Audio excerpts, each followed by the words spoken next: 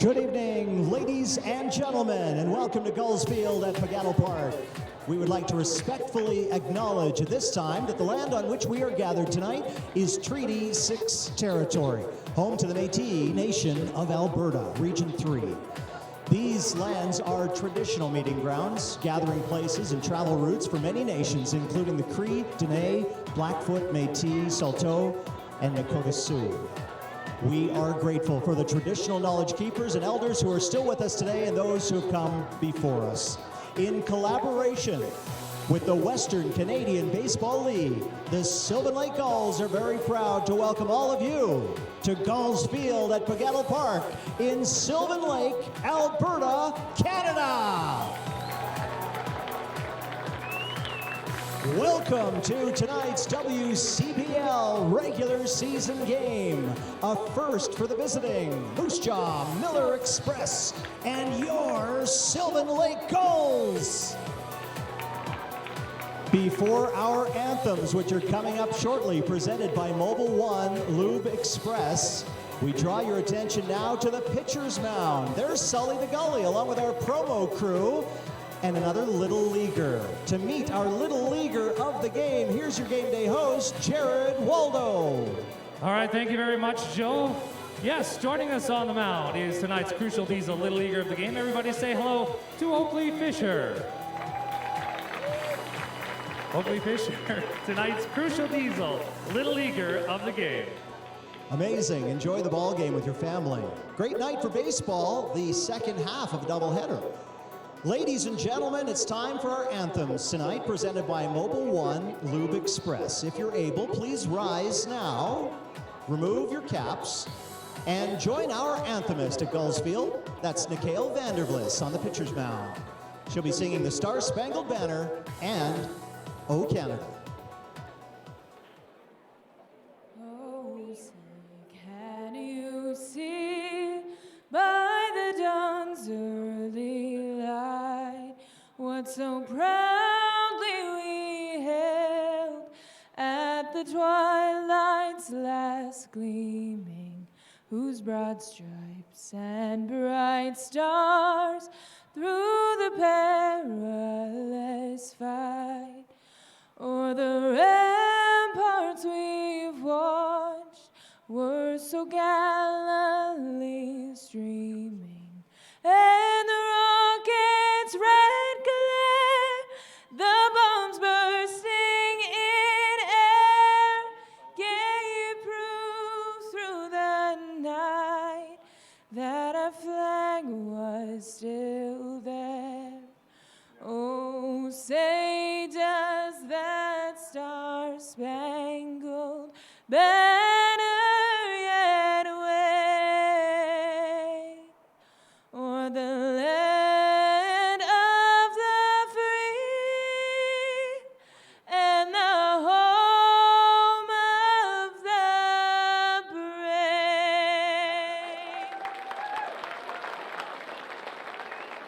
Oh, Canada, our home and native land, true patriot love in all of us command. With glowing hearts we see thee rise, the true north, strong and free. From far and wide, oh Canada, we stand on guard for thee. God keep our land glorious and free. Oh Canada, we stand on guard for thee. Oh Canada, we stand on guard for thee.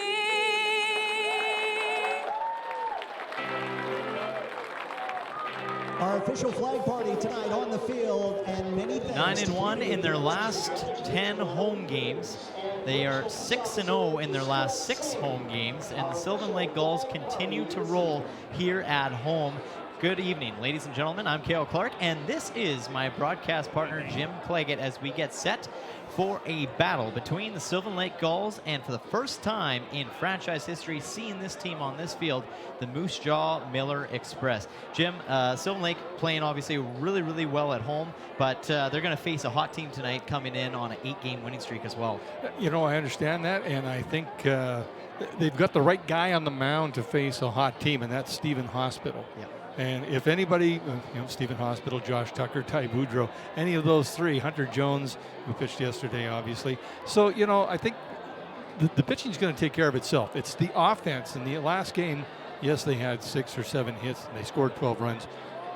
But 5 of those runs were scored without a base hit, or 4 of them without a base hit in the 1 inning. So we'll see what happens if the bats come alive for the Gulls against this Moose Jaw team. And it doesn't help either that Okotoks end up shutting the door on the Sylvan Lake Gulls back on July 19th, 2-0, and continue to have Sylvan Lake's number this season. But you mentioned Stephen Hospital, the league leader in ERA with I want to say it's a 0.51. So that's pretty impressive numbers you're putting up this time of year. Absolutely. The league record is .41.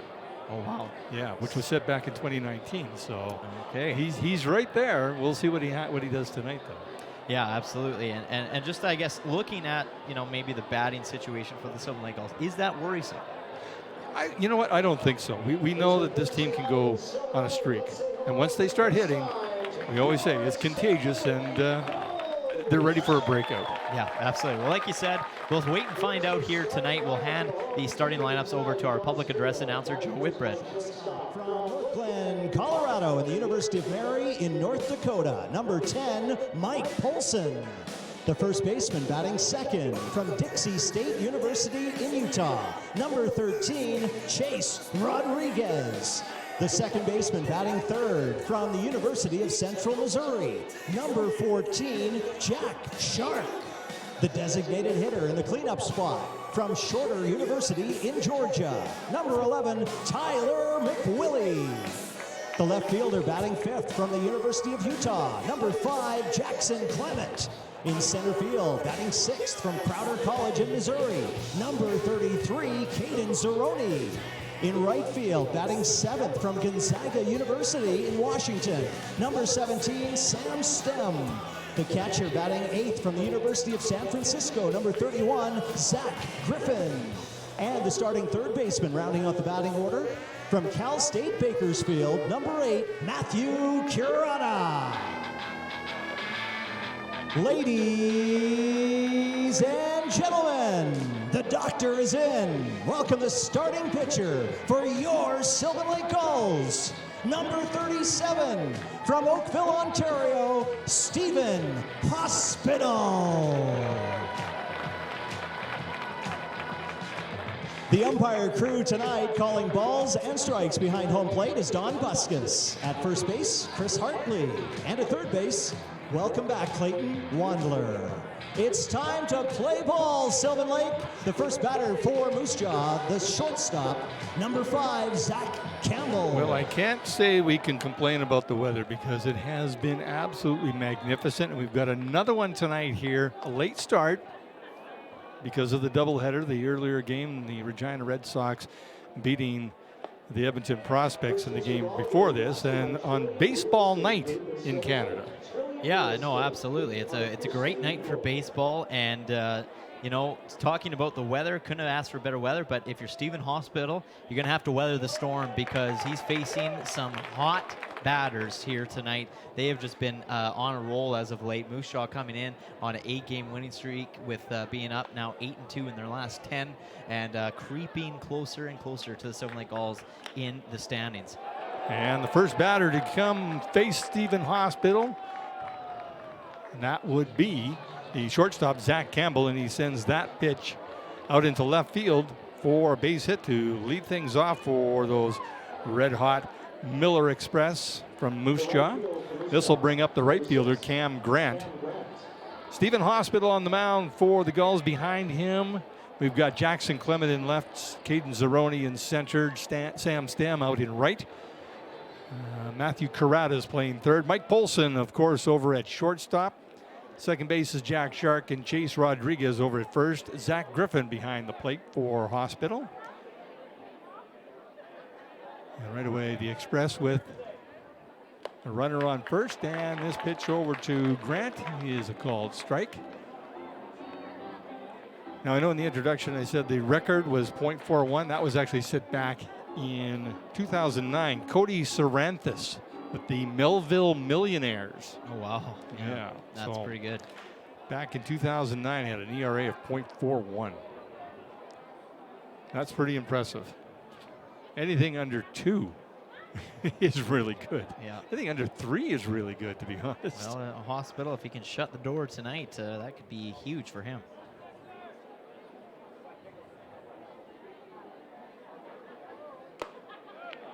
And he misses outside with that pitch. 1-1 the count to Grant. On deck is number 38, the center fielder, Nate Menzik, who is tied for the home run lead with the Gulls' Tyler McWillie. Yeah, and I think they're both at 8. I got some news on that guy too. Oh, here, and okay. I'll talk about him here when he comes to bat. Please do.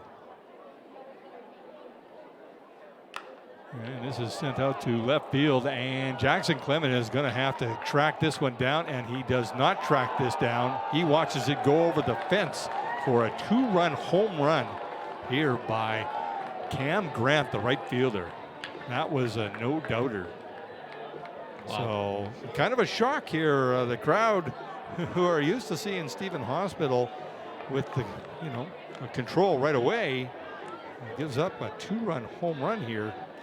In the top of the first inning, the first 2 guys he faces from Moose Jaw get on base. So an interesting development. We can see why this team is red hot. And unfortunately, it doesn't get any easier here for Stephen Hospital, because I was talking to the head coach, Eric Marriott, for the Moose Jaw Miller Express, and I asked him, what's one guy to look out for? And he pointed to him. This guy right here, number 38 in Nate Menzik. And Menzik is a 2-time Gold Glover in right field. He fouls this out of play onto the berm, and not a Gold Glove performance by that fan, but he did manage to recover with the ball, and he flips it to a young fan there. So Menzik usually plays right field, Jim.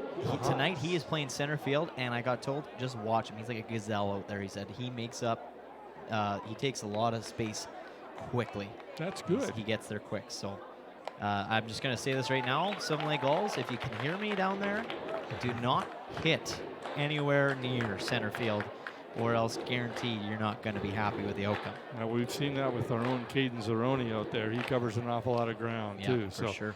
Hospital quickly up 0-2 on Menzik right now. This is sent out of play into the Express bullpen. The count remains 0-2. Moose Jaw quickly out in front of the Sylvan Lake Gulls, though, as Zach Campbell singles to start the game, and then the right fielder Cam Grant sends a deep shot to left field over the fence, and just like that, the Gulls trail 2-0. And this is scribbed foul down third base line by Menzik. So still 0-2 the count.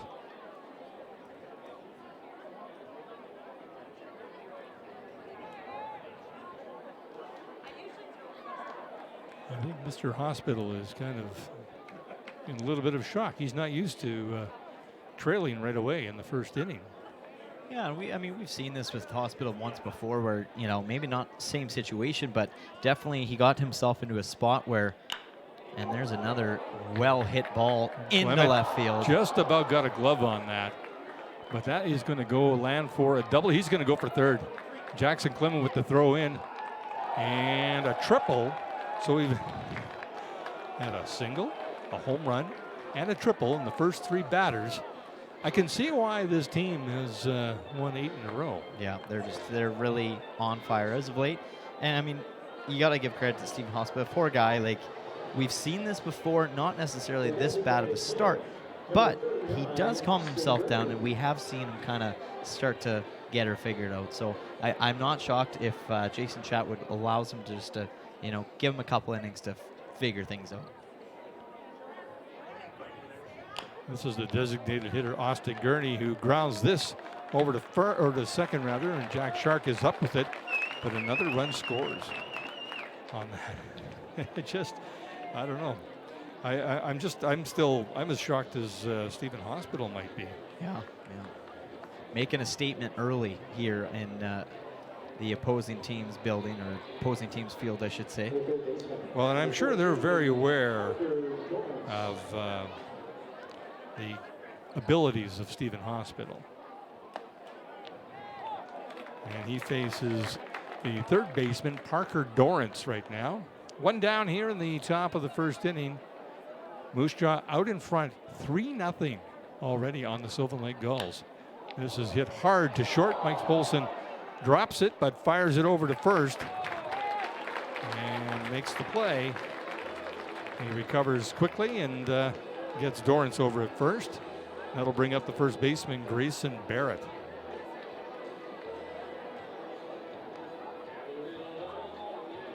Mike Polson had his first home run of the season the last game against the Edmonton Prospects. He also stole 2 bases. I believe that puts him at 18 on the season. So baseball night in Canada. And here we are.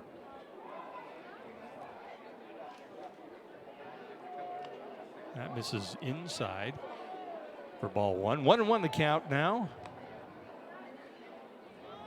First 3 guys up. A single, a home run, and a triple. Yeah, that's making a statement early. And they all hit the ball quite hard on each of those hits, by the way.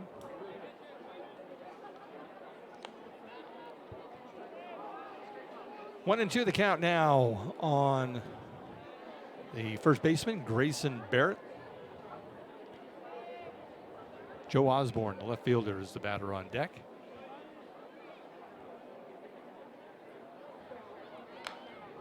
That's fouled off to the left side of the diamond. Count remains at 1-2. 18 pitches so far in the first inning. That's somewhat unusual for Stephen Hospital as well.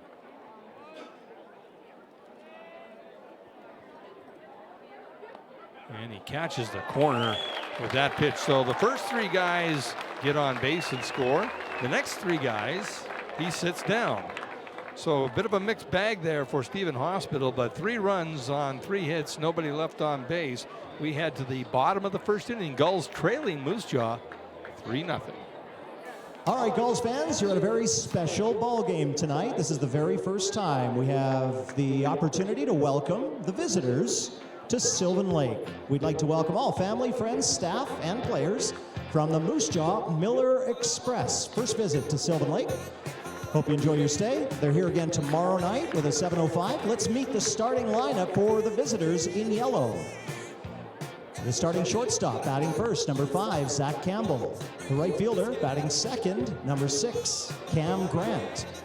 Out there in center field, say hello to number 38, Nate Mensick. The designated hitter, number 39, Austin Gurney. The third baseman is batting 5th. That's number 14, Parker Dorrance. Over at first base, batting 6th, number 9, Hudson Barrett. In left field, batting 7th, number 34, Joe Osborne. The second baseman is number 13, Dawson Tweet. And the starting catcher rounding out the batting order for the visiting Miller Express, number 4, Martin Rodriguez. Starting pitcher warming up on the hill in yellow, that's number 33, Tim Carlson. A Central Alberta welcome for the visitors, the Moose Jaw Miller Express.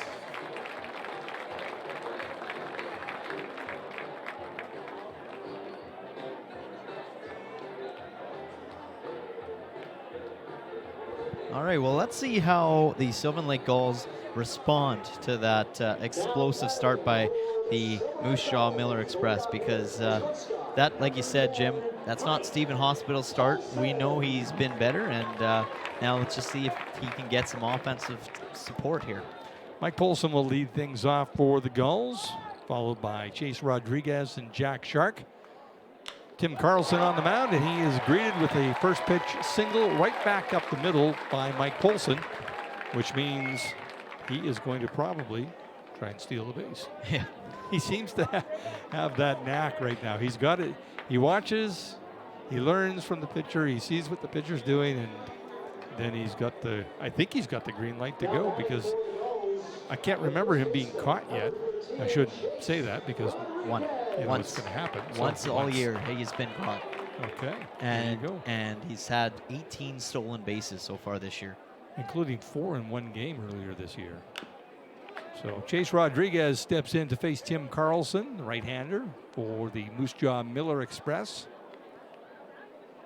Maybe we shouldn't be saying that. Maybe a coach's wife or girlfriend or someone that knows the coach from Moose Jaw is listening to this broadcast and might text him, he's going to steal. The broadcasters are saying he's going to steal. Well, there's a good chance that he will. Yeah, we don't know for sure. But he might not have to, as Chase Rodriguez gives this a ride. Looks like you've got a slow pitch game breaking out here. Chase Rodriguez sends this over the right field fence, and Mike Polson won't have to try and steal a base, as Mr. Rodriguez gets himself 2 RBIs with that home run and cuts the deficit to 3-2 just like that. So, well, a rough start for Stephen Hospital and a rough start for Tim Carlson. So I guess, payback. Well, and that was interesting, Jim, because I had a conversation with Mr. Chase Rodriguez before the game, and he told me that his dad and mom are in the house tonight. Hector and Pamela Rodriguez are here for this game and this game only. And I said, so I guess you're going to have to hit a couple dingers, hey? And he said, yeah, I guess so. Well, didn't that just play out perfectly? There's that one. That's almost weird. I should almost go buy a lottery ticket. That is just, that almost seemed too good to be true, that home run. What a shot. This is Jack Shark stepping in to face Tim Carlson. 0-2 the count now on the Gulls' second baseman. Designated hitter Tyler McWillie is on deck, and Jackson Clement, the left fielder, will follow. So I guess the response from the Sylvan Lake Gulls, hey, Moose Jaw, whatever you can do, we can do too. Yeah, that's right. Take that. Yeah. And that misses outside. Count now 2-2 to Shark. Now, if this is a triple, I'm going to be freaked out for the rest of the night, just saying. I will be too. Is there a full moon? Oh, and a big sweeping curveball that catches the inside corner. And Jack Shark will sit down, striking out, watching that pitch come inside. This will bring up the designated hitter, Tyler McWillie. So a good pitch there by Tim Carlson.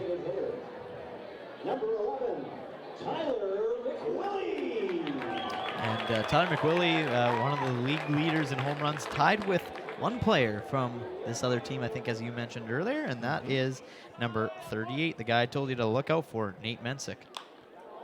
And McWillie lifts this out to right field. Cam Grant's got a beat on it, gets his glove on it, and that is it for Tyler McWillie. That'll bring up the left fielder, Jackson Clement. Umpires tonight, Don Buskus is behind home plate. Chris Hartley down the right field line, watching first base and down third base. The man who stepped in to the fire the other night as we were shortage of umpires was Clayton Waldler, and did a fine job behind home plate. Now Jackson Clement gets hit by that pitch by Carlson, and he will make his way down to first base. And that'll bring up the center fielder, Caden Zeroni. So, yeah, a few of the guys were saying that Wandler did a good job. He was very consistent. And that's all these guys are hoping for is if you're going to call that one pitch for both sides, call it for both sides all game long. Yeah. That's what they really feel. Yeah. And I was mistaken, actually. Nate Mensick from Moose Jaw has now taken the lead for the most home runs with 9. Oh, Tyler does he? McWillie's got 8. Okay. Yeah. And the record for home runs, I just happen to have that. Yeah. Riley McDonough from the Brooks Bombers in 2018 hit 20 home runs. Okay.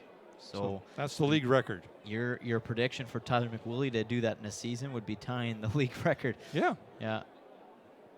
Maybe have to tell him that. No, I don't want to put any more pressure on him. Zeroni hammers that right through the glove of shortstop Zach Campbell.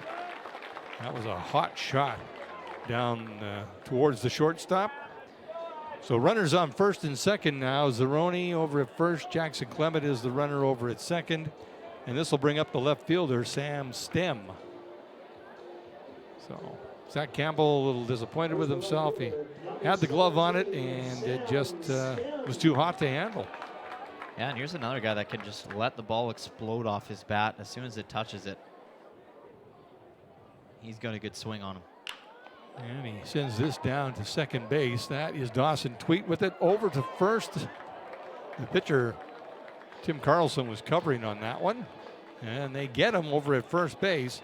So the Sylvan Lake Gulls making their presence known, saying, look at, we got our guy on the mound, you get your guy on the mound. We just gave our guy a little bit of help right now. So Stephen Hospital now with just a one-run deficit, which might settle him down. But we'll head to the top of the second inning. The Moose Jaw Miller Express coming to bat.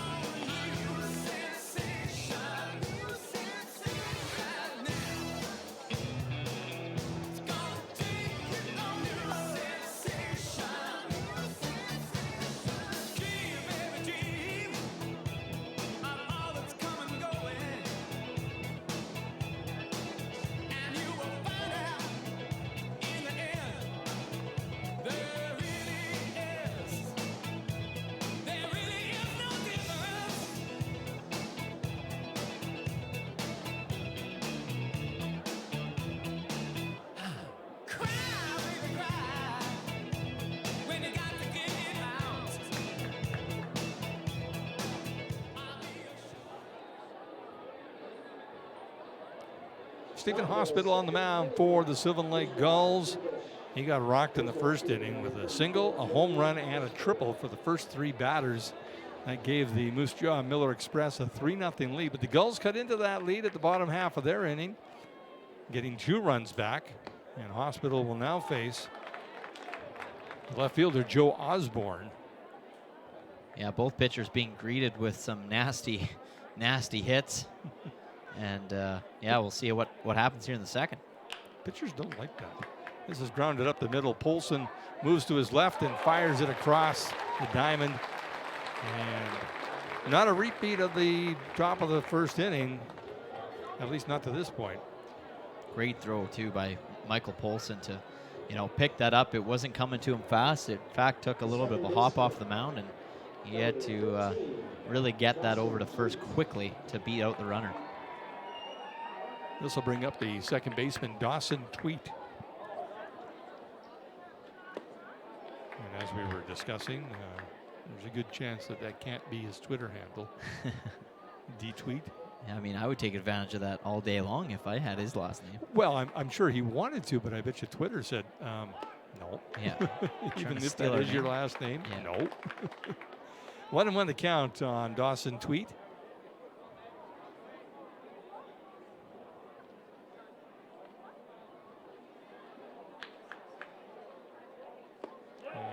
Hospital comes in with that off-speed pitch to run the count to 1-2.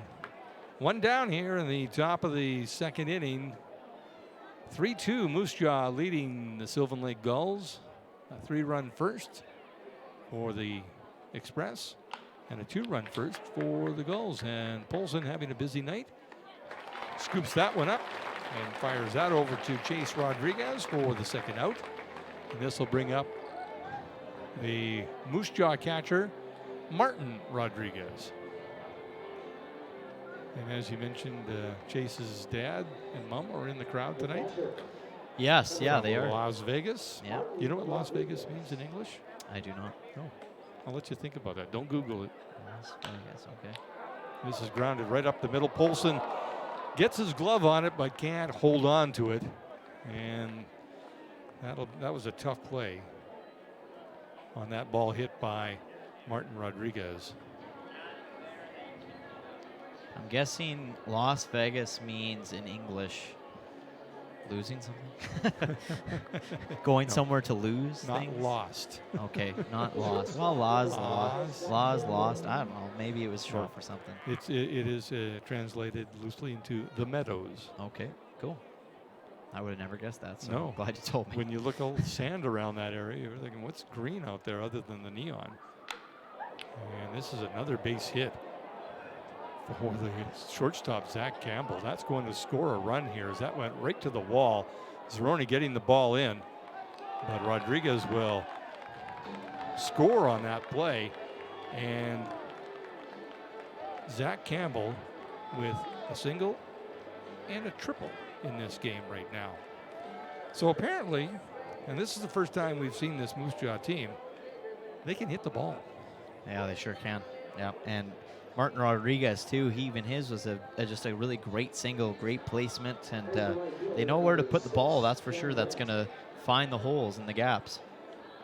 So 4-2 now, the lead over the Sylvan Lake Gulls. This will bring up the home run hitter, the right fielder, Cam Grant. 2 down here in the top of the second inning. A very unhospital-like start for Stephen Hospital. And I like the pitch call too. A fastball, 89 mile per hour fastball, up and in on this batter who, took advantage of that home run in the first inning. And Hospital misses outside with that one. 1-1 the count. 4-2 Miller Express leading your Sylvan Lake Gulls. Jim Claggett along with Cale Clark on Home Team Live here at Sylvan Lake, Alberta. And he catches the inside corner with that off-speed pitch. The count now 1-2. He did have Grant at 1-2 earlier, and he took it over the left field wall. So you got to be careful with this guy. I guess you got to be careful with everybody, but well, I don't think that was in the plan. As Grant takes that ball off, looks like the leg. Not exactly what we've seen, what we're used to from Stephen Hospital. Not good. And the Sylvan Lake Gulls, this is unusual and uncharacteristic for them because I was talking to some players before the game. They were even telling me, they're like, we usually get we get our pitching just fine, so we just got to get our bats going and we'll be good. So now it's kind of the opposite way where they got to get the bats going regardless at this point and hope the pitching follows suit. Well, this is the center fielder, Nate Menzik, who got on base with a triple in the top of the first inning. So runners on the corners for the Moose Jaw Miller Express. They have a 4-2 lead, 2 down here in the top of the second inning. And that misses outside for ball 1. Found out the head coach as well, Eric Marriott, is also a former Moose Jaw Miller Express player. Okay. Played 2 seasons. And this is popped up to the third baseman. That's Matthew Carrata getting underneath it. So the inning comes to a close, but not before the Express add another run, and they lead 4-2. They've had, they left 2 men on base, but we'll head to the bottom of the second inning with the Gulls coming to bat.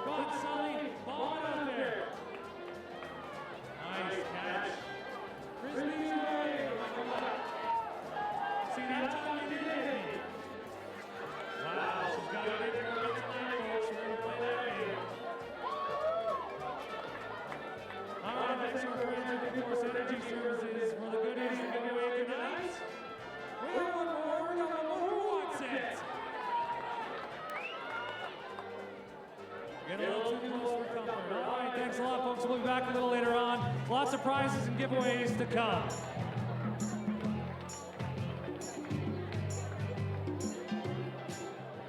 Bottom of the second inning here at Gulls Field at Pagattle Park. The Gulls trailing the Moose Jaw Miller Express 4-2. Zach Griffin, Matthew Carrata, and the top of the order, Mike Polson, are the scheduled batters to face Tim Carlson on the mound for Moose Jaw. And he misses outside with that pitch to lead things off here in the bottom of the second inning.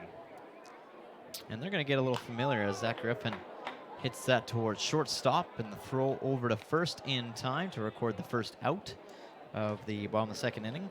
And I was just going to say, we're going to get a little bit of taste of what Moose Jaw is all about, because this is the first of just a 2-game, I guess, weekend, late week series between these two clubs. So we'll be back right at it again tomorrow night here in Sylvan Lake.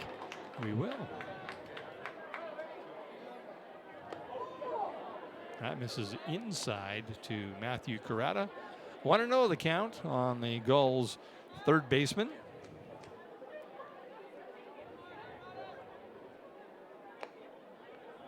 Carrata goes to school at Cal State Bakersfield.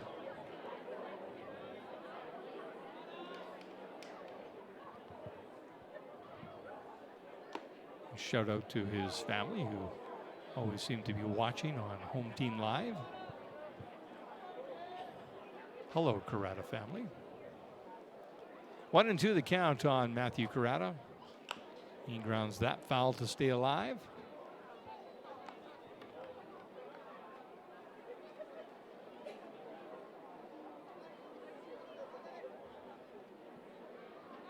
Well, I found out some interesting news, Jim, and as this pitch comes in up high. So we were watching in the warm-ups off air, and before the broadcast even began, we noticed this new body over at first that head coach Jason Chatwood was hitting to, and that's a strikeout on Matthew Carrata. And just to kind of continue my story, found out that the player that was warming up is not a player of the Sylvan Lake Gulls. However, was going to be up until ahead of the season. So that is Matt Kootenay, who was drafted by the Los Angeles Angels this year. Wow. And he was supposed to play with us before he got invited to a summer league that all draft prospects go to. Okay. So if he didn't get invited to that summer league, he would have been playing with the Sylvan Lake Gulls. Wow. And so he was drafted in the 10th round by the Angels, and he's out of Old Dominion. So, and he's just practicing and warming up right now, practicing with the Sylvan Lake Gulls for a few days apparently.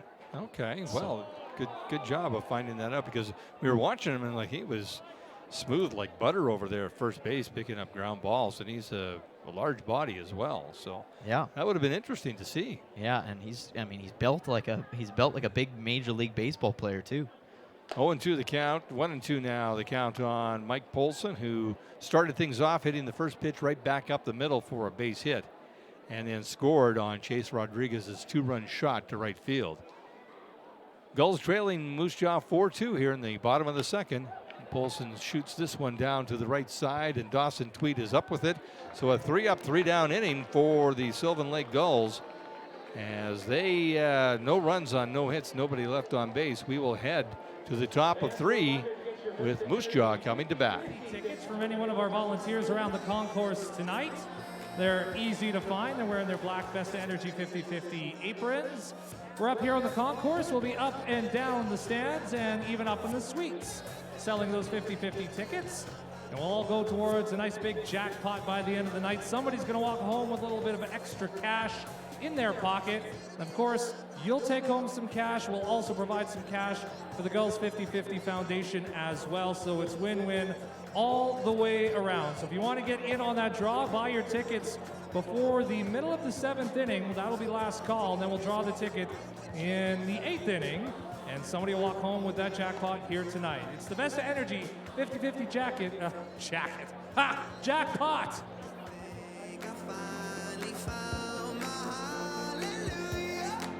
I've been waiting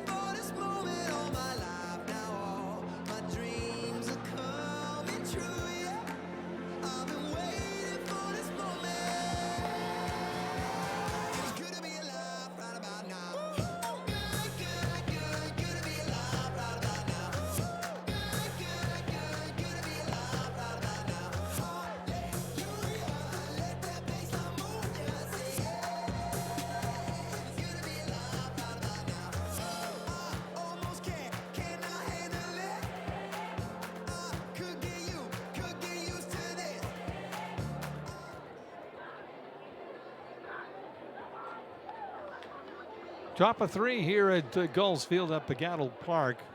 The Moose Jaw Miller Express with a 4-2 lead on the hometown Sylvan Lake Gulls. This is the designated hitter, Austin Gurney, who grounded out to second in the first inning. Stephen Hospital on the mound for the Sylvan Lake Gulls. And that .51 ERA has gone up a little bit, giving up 3 runs in the first and 1 run in the second. And that's right back out of the heel of his glove. Polson with it and over to first. Great play there by Mike Polson, as he got all the way over to second base and picked up that deflection from Stephen Hospital, fired it over to first to get that first out. And that's a couple now. Michael Polson, he's just, he always seems to amaze me day in and day out. Game in, you know, he comes in here and it's something that you just don't expect him to make the throw to first in time, and yet he still does. He's got a strong arm. When, especially when, you know, Stephen Hospital got a good piece of that, slowed the ball down by a lot, took quite a while to get to him, and then he still, you know, got over in time. That was, yeah, it's impressive. Parker Dorrance is the batter facing Stephen Hospital, who is in need, I think, of a 3-up, 3-down inning, just to kind of keep pace and get himself back into a groove. I'm sure he's talking to himself and saying, okay, you know what? I got offense behind me. Now it's time to do my part. And the count now 2-1 to Dorrance, who grounded to short. As Mike Polson has 4 assists already on putouts tonight, and we're only in the 3rd inning. So he's been busy. And a called strike there from home plate umpire Don Buskus. 2-2 the count now, 1 down. Top of 3 here at Gulls Field at Pagattle Park on a beautiful Thursday night? Is Thursday? Yeah, it's Thursday. Yeah. I'm losing track of what night it is, what day it is. It ends in Y. That's what happens when you get retired. Life. That's right. You don't worry about what day it is. No, you don't. That's awesome. You say, well, you know, I can't wait for the weekend. What's that? Yeah. Weekend? Well, I don't know. Oh, Yeah. oh, I get that's after Friday, right? Okay, gotcha. Yep.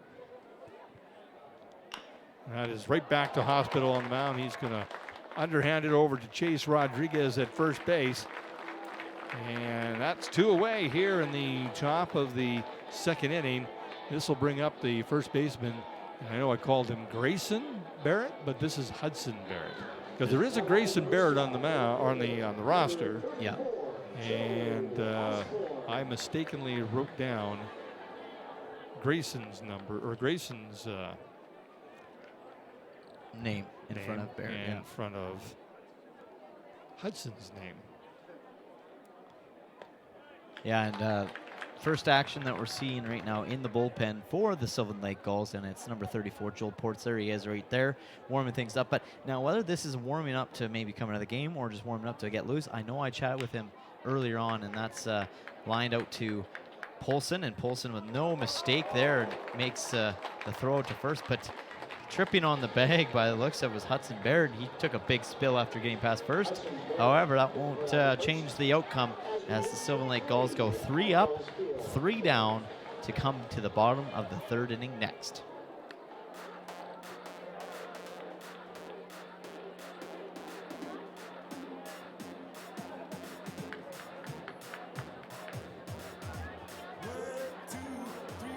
Thanks for starting a little later with us tonight. It's not a school night, so we didn't think you'd mind.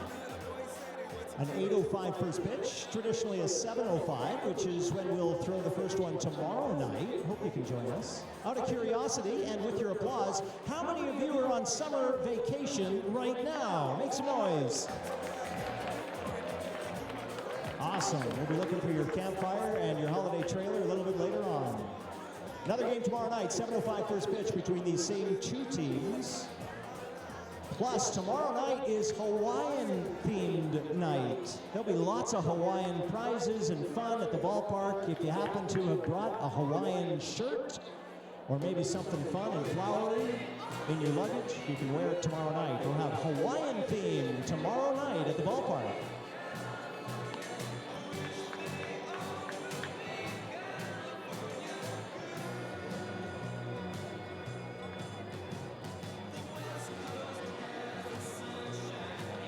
Now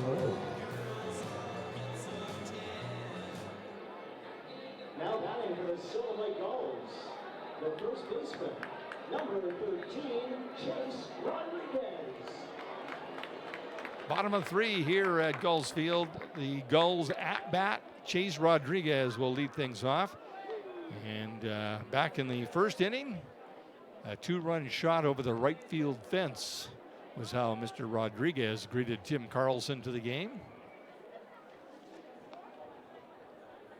And Rodriguez is quickly down 0-2 to Carlson. Jack Shark and Tyler McWillie are the scheduled batters here in the bottom of 3. 4-2, Moose Jaw leads. That misses well outside for ball 1.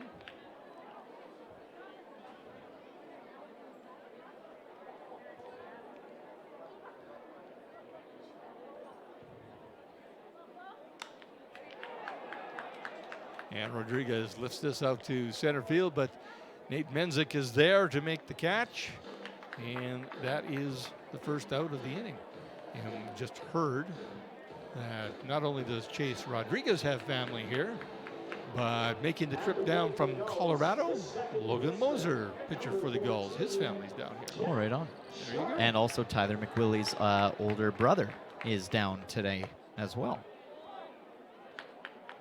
So Tyler McWillie was informing me that his brother made the trip from Saskatchewan out here for the night, and seeing him here for the first time.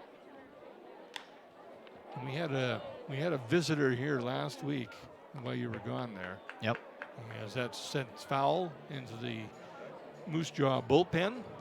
Young man by the name of Kyle Freilich Oh, no way. made an appearance out on the diamond. Nice. Not in uniform, obviously. Just came to visit, and that hit Jack Shark, I believe, in the elbow or in the hand. He's pointing. And home plate umpire Don Buska says, yep, he got hit, but now the coach for Moose Jaw is going to come out and have a little discussion. Yeah, and I mean, I get why the coach and Eric's coming out to discuss that, because it looked like it hit maybe part of the bat or something like that. The way it fouled off of him, how it fouled off his body, it ricocheted back to the screen pretty aggressively. But I think that did catch his arm for sure. Yeah, I think he was rubbing his hand. Yeah, and that would hurt. Yeah, he's still shaking that left hand, so Probably that's his pinched glove it. hand too. Yeah, So. would have pinched it probably in between the ball and the bat. This will bring up the designated hitter, Tyler McWillie, who flew out to right field back in the first inning.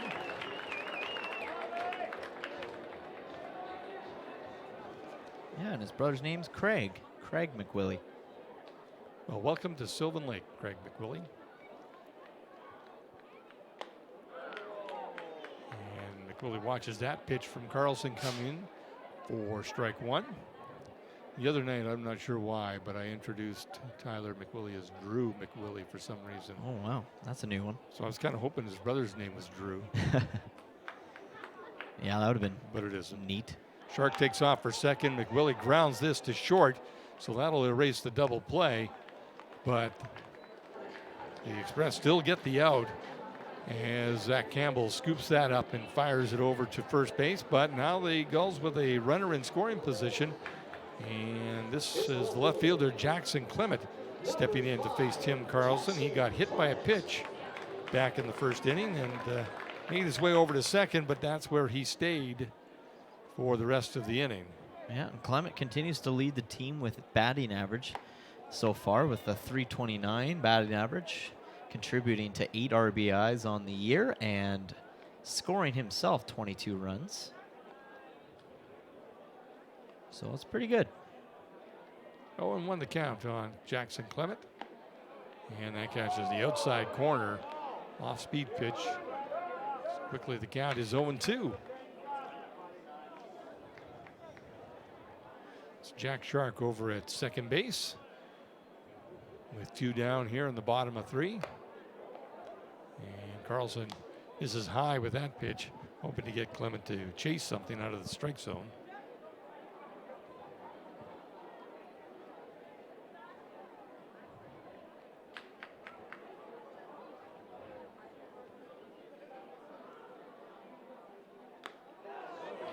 Clement takes a rip at that one, but does not make contact. Strikeout there for Jim Carlson. So no runs, no hits, one man left on base, and after 3 complete, Moose Jaw still with that 4-2 lead as we head to the top of the 4th inning. And we've got Olivia joining us tonight. How about a round of applause for Olivia this evening? All right, Olivia, it is time to play the Allaire Homes Shuffle. Now, Olivia, I know you're a big Gulls super fan. I know you've been to games before, so you know how this works. There will be a ball underneath one of these hats. You have to keep your eye on the ball and follow it as it moves around, and you tell me where it ends up, and away we go. All right, fans, you keep an eye on this as well, just in case you need a little extra help. All right, here it picks up a little bit. All right, is it one? Wow. She didn't even hesitate. She yelled 1 right away. Let's see it under hat number 1, please. And there it is. Congratulations. Olivia, we got a gift card for you to the Gulls Gear Store. One more round of applause for Olivia tonight in the Allaire Homes Shuffle.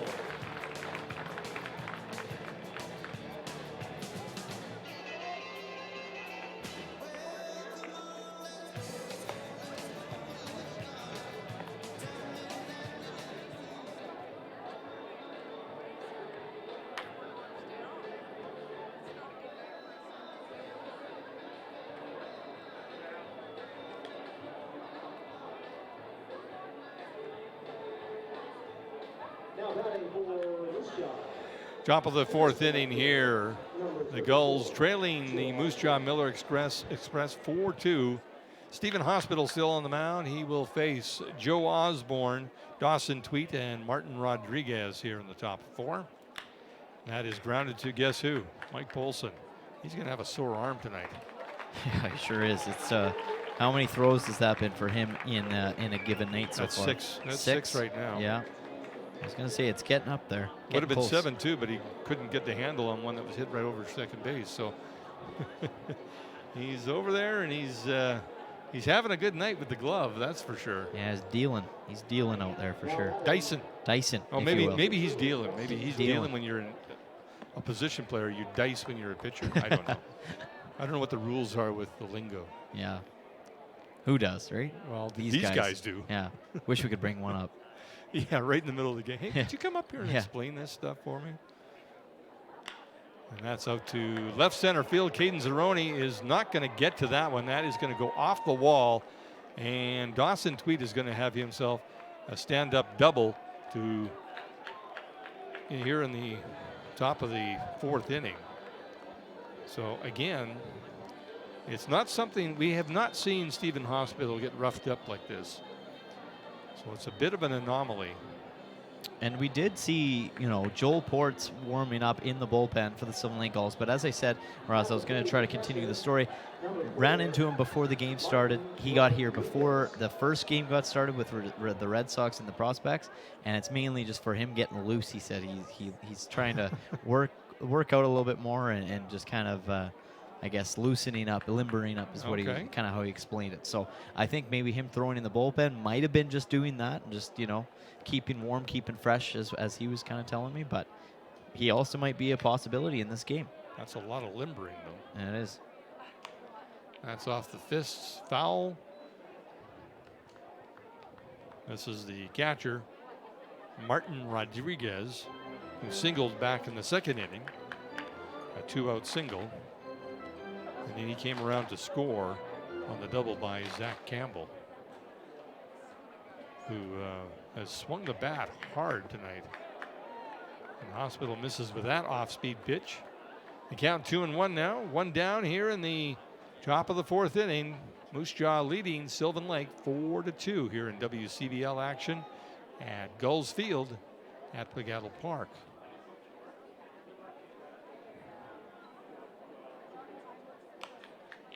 Another one fouled out of play. Evens the count at 2-2. Hospital up to 50 pitches on the night. And I know the last 2 starts for Stephen Hospital have been 5 innings each. So maybe he's got one more inning left in him after this. it seems I know the last game it was the heat was getting to him, so he just said, I'm not going back out. And I believe he just had a little tiredness in the start before that, where he took himself out of the game after 5 innings as well. So we'll have to keep an eye on that and see what happens here if he comes up for the 5th inning as well. Full count now on Martin Rodriguez, the catcher for Moose Jaw. That is grounded over to second, and Jack Shark is up with it and over to first for the second out. That brings up the leadoff batter, Zach Campbell, and I think we see why this young man is leading things off. He sets the plate for these guys that have some big bats. A single in the first and a triple in the second. Yeah. So a double and a home run short of the cycle right now. And as much as that's exciting to see, I'm kind of hoping against the kid for obvious reasons. Yeah, and a .320 batting average for this guy as well, contributing to 18 RBIs. He's got it all going. He's I wonder, now he's probably on the All-Star team, I would think, for the East Division. I would think. A batting average up in the threes and yeah, some RBIs, and he makes good contact, like solid contact. Runner over to third is Dawson Tweet. 2 down here in the top of 4. And that's fouled down the left field line. The count now 1-2 on Campbell, but he's been here before and seems to get his focus at home plate. And, well, like I said, a single and a triple. Both times he was down 0-2 and 1-2. And he stays alive, fouling that one off.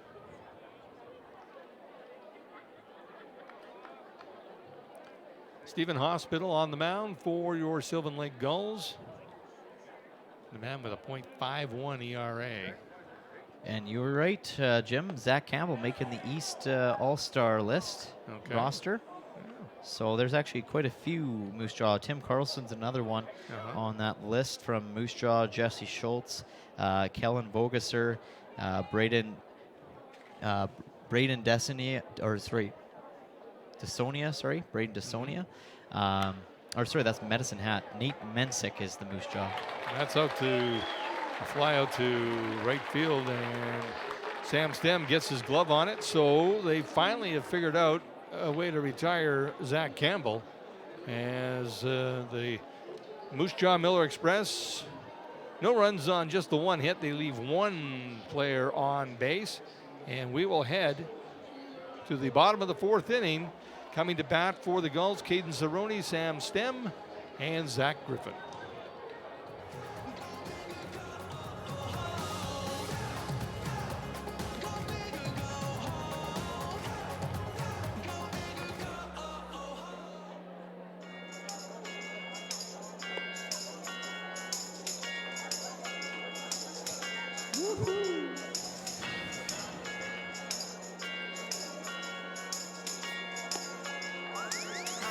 Your turn.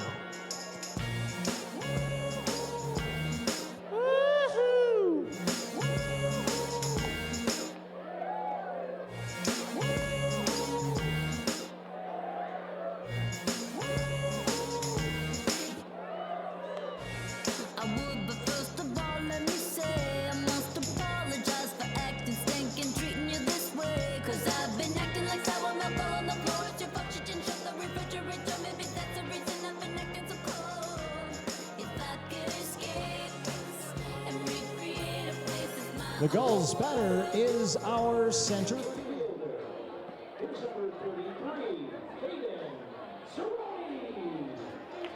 Bottom of the 4th inning here in Sylvan Lake. The Gulls trailing Moose Jaw 4-2. Caden Zeroni will lead things off for the Gulls, facing the Moose Jaw All-Star Tim Carlson on the mound. So actually, here we are, the all-star pitcher against all-star pitcher, because Stephen Hospital is going to represent the West. And Zeroni sends this into the gap in right center, and that is a great catch by Cam Grant out in right field. He came a long, long way from right field to make that catch in right center. And he is full marks for the congratulations that he's going to get from his teammates. Yeah, talk about all-stars and a pitcher. And that was on an all-star, Caden Zeroni for the Sylvan Lake Gulls. That was a well-hit ball, but an even better grab by Grant. Sam Stem will step in to face Tim Carlson for the Miller Express. And that misses inside for ball 1. Stem grounded back to second base back in the second inning, or the first inning.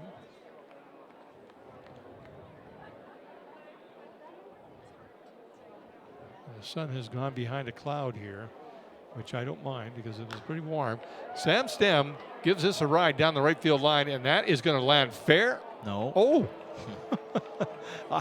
Well, I guess I need to have my eyes checked.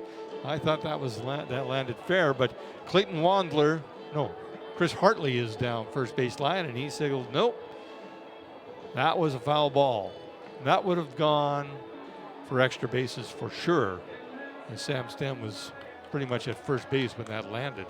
Yeah, he was actually in between first and second at that point, and I think he would have probably rounded to third. And Carlson misses outside with that one. 3-1 the count on the right fielder. Zach Griffin, the batter on deck for Sylvan Lake. And Stem just gets a little piece of that, but the count goes to full now on Stem from Erie, Colorado. Yeah, and remember his first game here as the Sylvan Lake Gulls sent one over the fence on the right side. His first at bat. First at bat, yeah. It was a welcome to Sylvan Lake, Sam Stem. It was. You know, he's been a little quiet since that first game or two, but still one of those guys that can, you know, if he gets wood on it, look out. And he sends this foul out of play. Count remains full.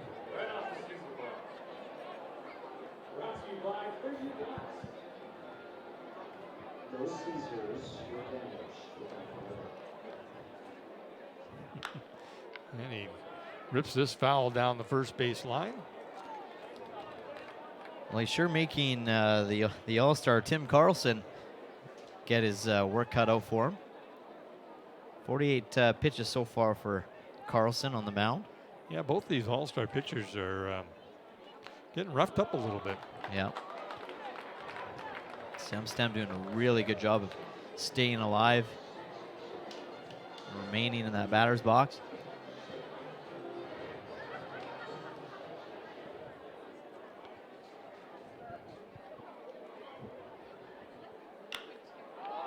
He lifts this out to center field, but that's going to stay in the park. It doesn't have enough to get out of here as Mensick hauls it in out in deep center field. That'll bring up the catcher, Zach Griffin, who grounded out to short back in the second inning. So since that first inning, Tim Carlson has set down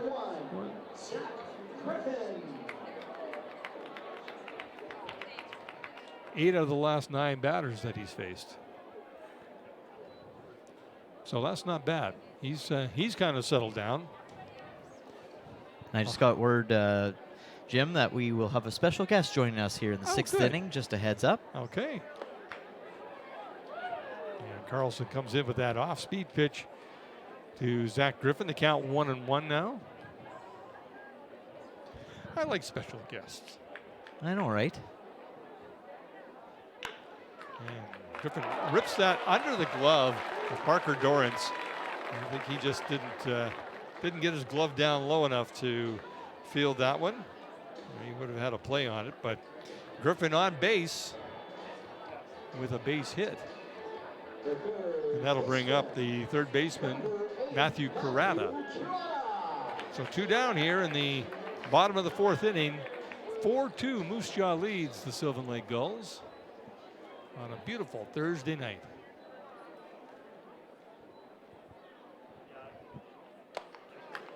That comes inside for a strike. Well, after the first 2 innings, Jim, it's been pitchers have starting to find their way, I think. I believe so. Just the 1K for Stephen Hospital. I'm looking over there at Josh Fawcett and the K-Man. Yeah. Just got the 1 over there. And Corrado sends this out to shallow center field for a base hit. That'll move Griffin over to second. And Corrado safely over at first. That'll bring up the shortstop, the busy shortstop, Mike Polson, who singled in the first and then grounded out to second in the second, but has been busy with the glove tonight, making several putouts. If Michael Polson can keep this inning alive and get on base, maybe even load the bases, I have a pretty good feeling about it. Let's just say that. You're hoping for Mr. Rodriguez to put his second jack over the fence. Yeah, you know what? In front of his family, especially parents are here for one night this week, one night only. You gotta perform, and I think he's got it in the bag tonight. I just have a feeling. That's my wild prediction. Okay. Carlson misses well outside with that one for ball 1. Zach Griffin, the base runner over at second. Matthew Corrado is the base runner at first. We have 2 down here in the bottom of the 4th inning. Gulls looking to narrow that lead margin that the Moose Jaw Miller Express has, 4-2, here in the bottom of the 4th inning.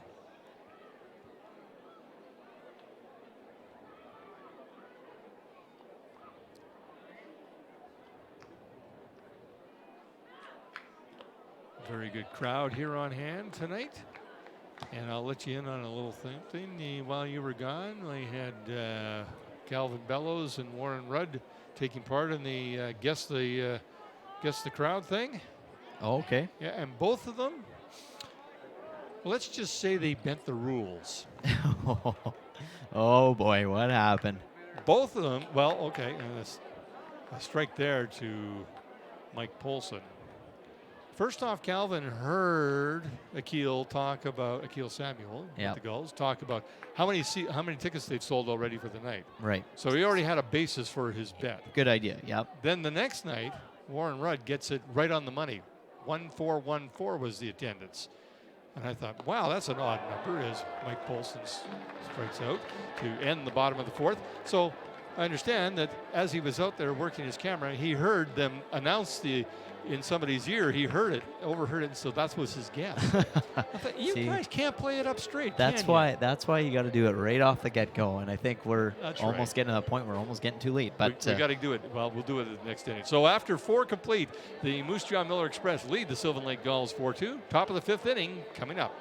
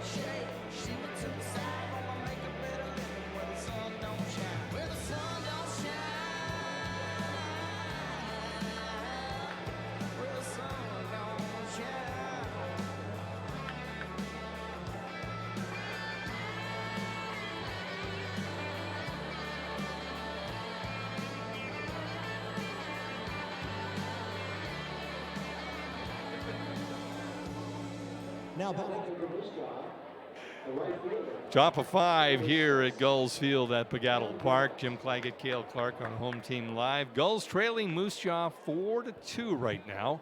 Stephen Hospital still on the mound. He's kind of settled down since that last run back in the second inning. He's seen 7 batters and set down 6. So speaking of 6, this is number 6, Cam Grant, who made a fantastic catch out in left or right center field. And it was closer to center than it was to right. And he tracked it down from his spot out in right field. So. And he took a trick out of Mensic's playbook with being fast and getting under that ball. Because, like I said, I heard Mensic's pretty quick on his feet. So, good grab. Well, most outfielders have to be. Yeah. He sends this out to Caden Zeroni at center field. Zeroni running back on the warning track and up against the wall, and he makes the catch. So the first out was a deep out, but an out nonetheless. Caden Zeroni, one of the all-stars here that is headed down to Okotoks on Saturday, representing the Sylvan Lake Gulls.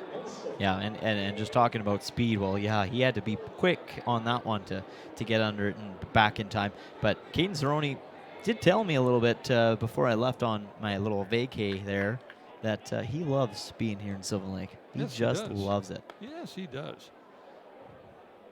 And if you want a measure of his speed, that is the first strike pitch to Menzik. A game earlier this year, or just recently, he tagged up on a fly ball to deep right field at second base and scored from second base. And I've talked to a lot of people, including the man who does the broadcast, or started way back in the 70s, doing the broadcast for the AAA team in Edmonton, the Trappers.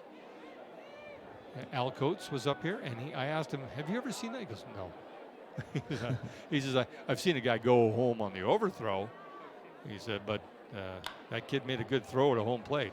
This is Polson, who loses the handle on it, still fires it over to first place, but Menzik gets a base hit courtesy of the error on Mike Polson. I'm assuming it's an error because he had him dead to rights and he just dropped the ball, and he's explaining to Jack Shark just what happened, or he's explaining to himself what happened. So right now, Mike Polson wants a ball hit to him so we can start the double play. Yep. And this brings up the designated hitter, Austin Gurney, who is 0 for 2 on the evening, facing Stephen Hospital on the mound. And that's a called strike. So if Menzik has the speed that you've been told he has, I'm thinking he's going to be looking for a stolen base. Good possibility, yeah. Maybe. He's got a reasonable lead there. Just that right foot just past the cutout. That's fouled up against the screen above the Gulls dugout. So Hospital is up 0-2.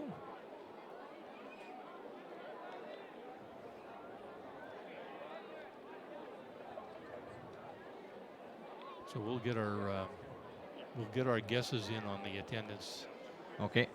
So our guy down on the truck, Calvin Bellows. 1282. 1282. Yep. Okay. I am predicting 1243.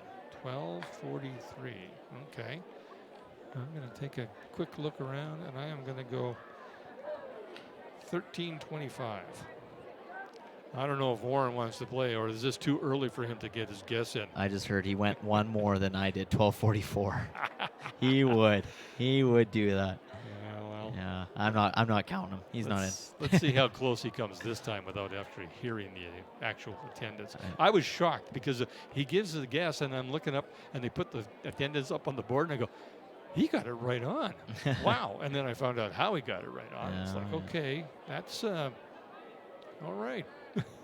How did you find that out? Did he tell you? Yeah, he did. He owned up to it. But I wouldn't have. I would try to sound as well. You know, doesn't that say something? Well, 1-2 the count here. on the designated hitter, Austin Gurney. We'll just leave it at that. Yeah, you You're can't digging trust yourself me, a I deeper guess. hole Yeah, right I'm now, just my gonna friend. stop, I guess. You probably should. You keep piling dirt on yourself there, Yeah. my friend. So 1-2 the count, one down here.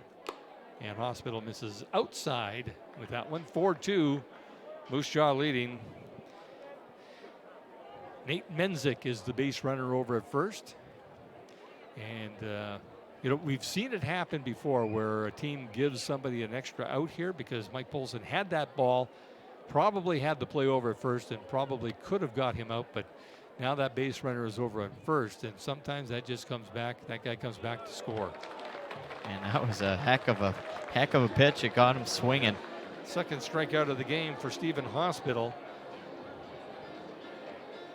And it comes at a good time with a base runner over at first. 2 down here, and this is the third baseman, Parker Dorrance, who is 0 for 2. Ground out to short and hit one back to the pitcher's mound, and Hospital took care of him that way.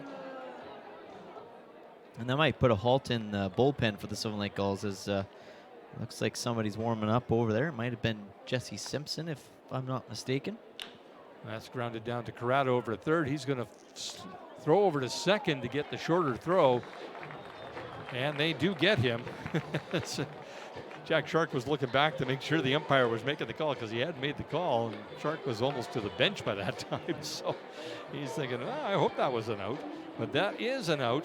And that is the end of the top of the 5th inning. No runs on no hits. They leave one man on base. After 4.5, Moose Jaw with a 4-2 lead. Gulls coming to bat.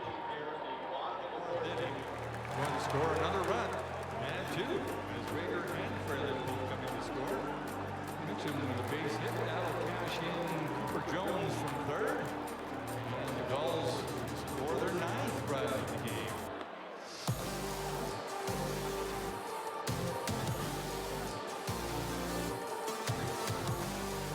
If it's your first time to the ballpark, welcome to Gulls Field at Pagattle Park. Our friends at Eagle Builders and the amazing Central Alberta Trades that put this place together over the past couple of years. We appreciate you. We love you. Thanks to our friends from Allaire Homes, too, and all our suite holders upstairs. Hope you're enjoying the ball game. We always like to have a poll at the ball game. Let's find out where you're from. How many of you traveled from another province to be here tonight? Make some noise. How many of you traveled from the United States to be here tonight? Make some noise. And how many of you are from Central Alberta? Make some noise.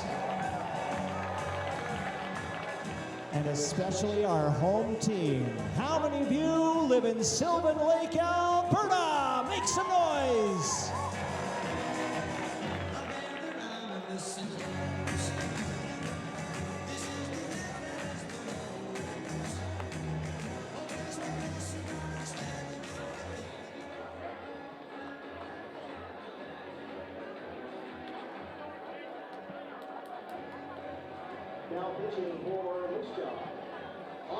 Well, here we are, bottom of the 5th inning. Sylvan Lake Gulls taking on the Moose Jaw Miller Express. And a new pitcher on the mound is Jesse Schultz. And he just got a little talking to from his catcher in Martin Rodriguez. And I'm having a feeling that Martin Rodriguez saw that Chase Rodriguez was walking up to the plate and just was reminding this new pitcher that's coming in, hey, don't throw anything easy on this guy.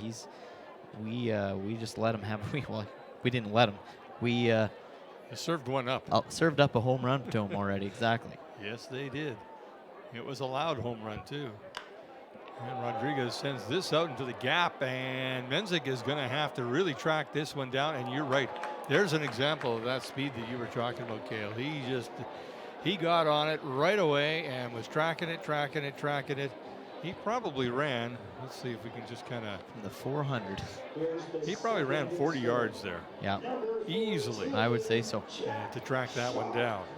And that's a kind of, play that we see usually on a given basis that would drop. That would drop for a hit normally. Yeah. And he just got on his horse and scooped that up. And his left fielder Joe Osborne was there as well. But he had a much shorter run to get to that one. So, yeah. Well, that's what defense is about right there. as the new pitcher Jesse Schultz gets some help from his defense. And he faces Jack Shark here. In the bottom of the 5th inning, Gulls trailing 4-2. Both teams with 5 base hits on the night. The Gulls, however, with 2 errors. This is grounded over to second. Dawson Tweet up with it and over to first. And the Gulls are down 2 now. And that'll bring up Tyler McWillie, the designated hitter, who is 0 for 2 on the night. A fly out to right field and ground out to short. Number 11, Tyler McWillie.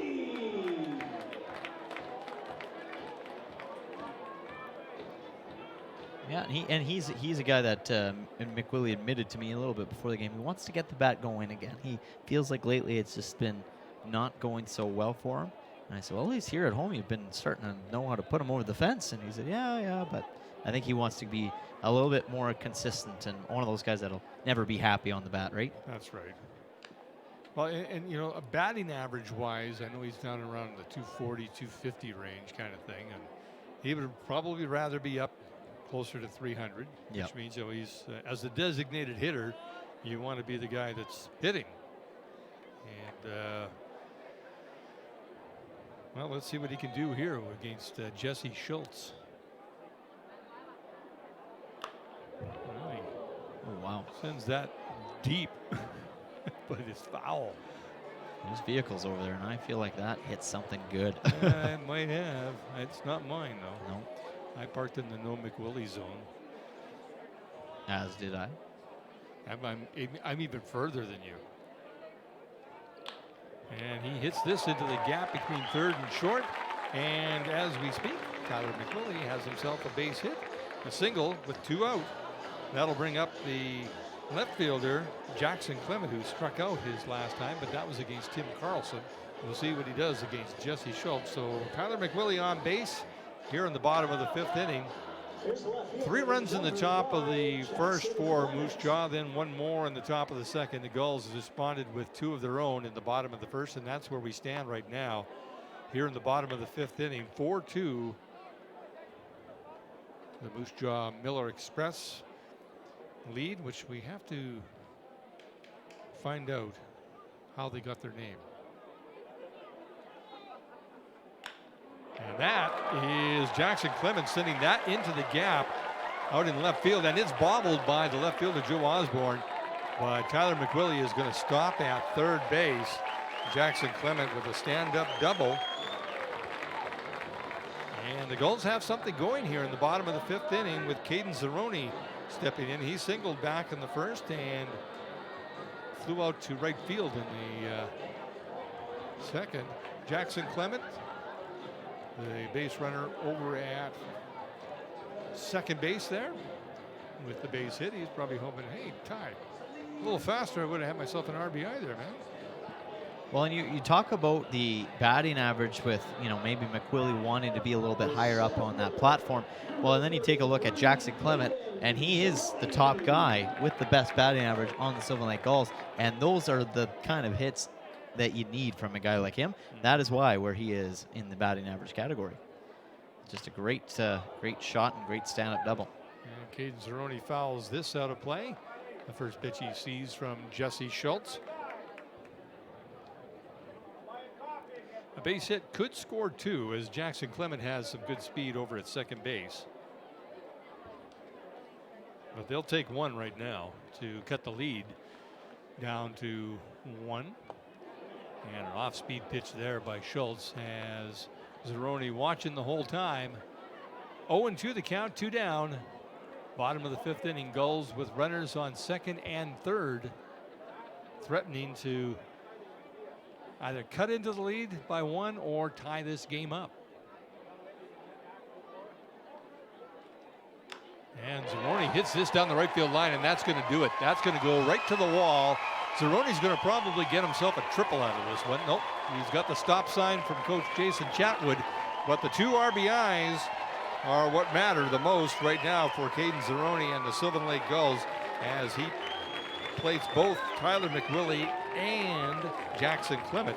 So we are now all tied up at 4 here in the bottom of the 5th inning. Gulls not done yet. And Sam Stem will face Jesse Schultz. So Caden Zeroni, this is why he's an all-star. Couple of base hits already, 2 RBIs. And they're throwing over to first base, thinking that maybe Caden Zeroni had missed touching the bag when he rounded first, but home plate umpire Don Buscus gives him the safe. Yep, we're good to go. Interesting move. Well, you never know, right? Yeah, I do. And that's one hop over to shortstop, Zach Campbell. And a close play over at first, but not close enough to get the base hit. But the damage done by the Gulls is they get 2 runs on 3 hits. They leave 1 man on base. And after 5 complete, we are all tied at 4 here at Gulls Field at Pagano Park. Moose Jaw coming to bat in top of 6.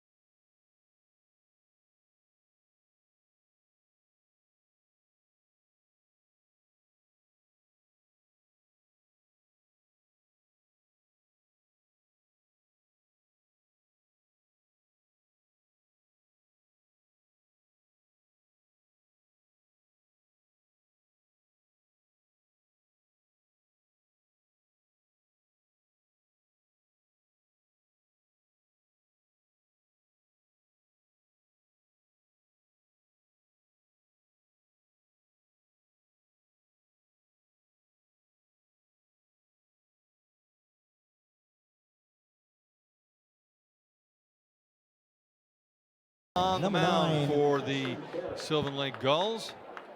And this is the first baseman, Hudson Barrett. And Hospital misses inside with that pitch. Barrett struck out back in the 1st inning and grounded out to short in the 4th inning, or in the 3rd, I should say.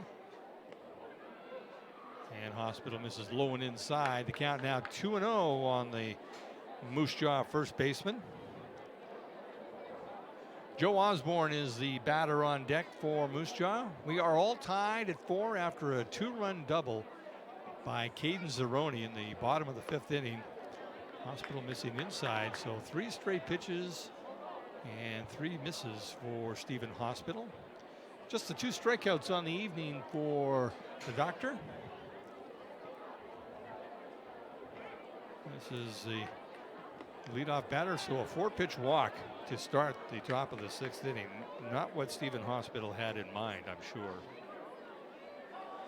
That'll bring up the left fielder, Joe Osborne. Dawson Tweet, the second baseman, is the man on deck.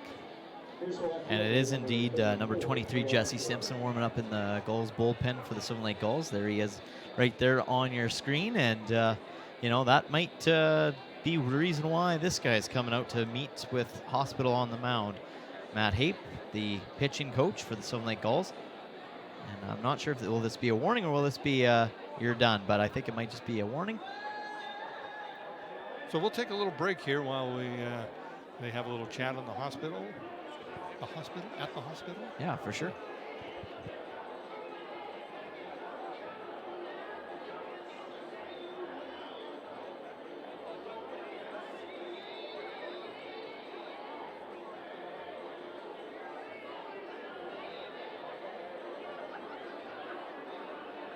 Well, that was a short hospital visit. Aha, I see what you did there. Aha, yeah, nice. It's hard not to. It's like, yeah, that was just a checkup. It's here, and I'm hitting it. That was just a checkup on the mound. It was just a checkup. Just a checkup. There we go. And it worked because he grounds this to Polson. over to second for one and across to first for the double play. Just what the Gulls needed right now. As Mike Polson got the handle on that one to get the first out. And then Jack Shark making a strong throw over to first to get the second out. So that'll bring up the second baseman, Dawson Tweet, here with the Gulls and Moose Jaw Express tied at 4 here in the top of the 6th inning. And don't go anywhere just yet, because we will bring in our special guest here at after 3 outs. Yeah. We'll bring him in the break. So we'll stay talk. tuned. We'll have a chat. Yeah. We won't reveal who it is right now. No, we got to keep it suspenseful. That's right. You know, we gotta. This is the TV broadcast. And as soon as he gets introduced, like, he's gonna become Well, famous. yeah. So he's got to enjoy his last famous. moments of not being famous yet, right? He'll be famous. Exactly. In a few pitches here. 1-1 the count on Dawson Tweet. He's singled back in the 4th inning and ground out to short back in the 2nd inning. That comes inside for ball 2. 2 down here in the top of the 6th inning. We are tied at 4 between Moose Jaw and Sylvan Lake. What we thought was going to be a pitcher's duel turned into a bit of offense, and then it's back to a pitcher's duel. So Stephen Hospital probably facing his final batter of the evening, or at least he hopes it's his final batter of the evening. This is his number. He usually 5 innings, and then that's his cutoff point. But we'll see what happens. I wouldn't be surprised. They're definitely doing some warming up going on over in the bullpen, and we might just see Jesse Simpson making his debut in this game. That's grounded over to Shark over at second, and sure enough, 3 up, 3 down inning for Stephen Hospital. But that might be it for him. Who knows? We'll see when we come back in the bottom of the top of the 7th. But now on to our special guest. You go ahead and take over, my friend. Yes, no, absolutely. So we have a special guest here, and this guy, he might look familiar to you, but he doesn't play on the Gulls, but he's related to one of the Gulls players, number 11, Tyler McWillie. This is Craig McWillie, Tyler's older brother. Craig, thanks for joining us today. Yeah, no, thanks for having me. This is awesome. So, Craig, you know, we were kind of curious, you know, is this your first Gulls game? Because your brother, he kind of threw you under the bus telling me that you were here tonight. So we were thinking, okay, we got to get somebody up here, someone that's visiting out of town, and you just came up and we were like, let's get him up here. So just, I guess, have you been here before, or is this your first time? Yeah, no, first time out here. We got to one Gulls game in Saskatchewan this year, but first time to this stadium, and yeah, it's been good so far, real good. Now, Craig, did you play baseball growing up? Were you guys a baseball family, or was this just kind of Tyler's own direct path by himself? Yeah, no, big baseball family. My dad played lots of fastball, and we always played lots of baseball growing up. So. Yeah. Jim? Well, you know, I gotta ask, was there a little bit of sibling rivalry when you were playing? There was. Yeah, and explain how that played out. I was always good, but I'm 6 years older than him, but by the time he was 12 years old, he was catching up to us, and then he started kind of taking over. So. Really? Yeah. Oh, okay. So he does. Now, he obviously has the bat because he's got the power. Is that what your game was then, Craig? Was it power or was it base hits? I wouldn't say my game wasn't too much, more base hits than that, yeah. Oh, okay. So you were the contact guy, he was the power guy. Yeah. Okay, well that's fun. Now, what position did you play? I pitched and played first a little bit. So. Okay. And where's your baseball career now? Is it over? Yep. Yeah. You're a farm boy now. Yep, that's right. I was just gonna say, what's your path looking like right now? Are you a farmer? Are you staying on the farm? Or are you doing anything else? Maybe some other sports or anything like that? Or not too much. We've been helping out on the farm, and I'm a mechanic at John Deere in town. Okay. Rochester, so that keeps us busy enough. Yeah, and probably pretty handy for the folks at the farm to have a handyman like yourself to help with any machinery that might go down on a busy day. Eh? Yeah, no, it's been good. And I gotta ask, now you guys are from, obviously down in. Watrous. Yeah, Watrous. That's the word I was gonna. Watrous or Plunkett? Yeah, how do you? We go back and forth, but I'm gonna say Plunkett. Okay, Plunkett. So, in Plunkett, Saskatchewan, what's the weather been like? Has it been good for you guys? Is it crops good for you? What's it been like for the farm? Yeah, we've had a pretty good year this year. Yeah. Things keep going the same way, they'll be good. And what do you guys grow a lot of crop, or what's your farm all about? What Yeah, is we're it? about Animals? mixed, half and half. We Okay. got some cows and cropland. So Okay, so Zach Griffin led things off here in the bottom of the 6th, grounding out to short. This brings up the third baseman, Matthew Carrata, and he fouls that off. So I know this is the low-hanging fruit question, but you're a Riders fan? we are, yeah. I'd like to say Tyler is too, but Oh, he's not? no, he is. Oh, he is. He's been out here I thought, long enough, Wait a so- minute, he would be banished from Saskatchewan if he wasn't. Right? Yeah, yeah. Yeah. I think that's a law out there, isn't it? It is almost. It's yeah. almost a religion out there, I would think, at And this imagine point. you working for John Deere and all green around you. That's Yeah. Although Yeah. they have changed their colors a little bit, have they not? Or are they still all green? It's still all green. Okay. Yeah. Okay. I thought maybe they had done something silly, but give them like blue or red or something Yeah. in their machinery. So what do you think of this league?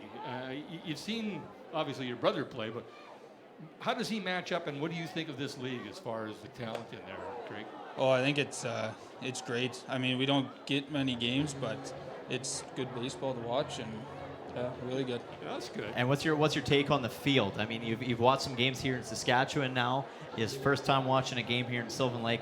What's your take on just the atmosphere, the field, everything like that? Yeah, real good, and Yeah. getting as many people out as they do here, it's good. Oh, There's a that's good atmosphere to it. What's your guess on the attendance? I don't even have one. No, we that's kind good. of play a little game to see if we can figure it out. We do play a little game here and there, yeah, no, absolutely. But no, Craig, it's been a pleasure. We always appreciate when guests come up here to chat with us. It's not easy to chat with you and be on TV and all this and that, but we appreciate you coming up, taking a little bit of time out of your day here in Sylvan to chat with us. Now, are you with anybody, Craig, that you brought from Saskatchewan to watch your brother Tyler McWillie play, or is it just yourself? Yeah, no, me and I guess my fiance now, CJ. is Okay. here, so. Yep. Okay, well, you gave her a shout out. Yep. There you go. Yep, Just- there you go. You've done your duty. Yeah. Kind of thing. Now, I have to ask, I don't know, at the concession, do they have Pilsner? They do, I think. Yeah. I haven't got there Oh, yet. he but- thinks. I had to Oh, yeah. I think had he to knows. Yeah, he knows. It's a Saskatchewan thing. But actually, that beer was invented in Lethbridge. Was it? Yeah, and you guys took it. So I Oh, think boy. people in Lethbridge are probably saying, "Oh, that's okay. You keep your Pilsner, buddy." So, it is a good beer. It is. It yeah, is. It is. Do they still sell them in 13s? Because that's the Saskatchewan. I hope that's over with. I think it's Okay, over no, with. it's never over. I'm a Bomber fan, so Oh, it'll yeah. never be over for me. yeah. Yeah, and I'm a Stamps fan, so it doesn't get any easier on me either. This is Mike Polson. That goes under the glove again of Parker Dorrance.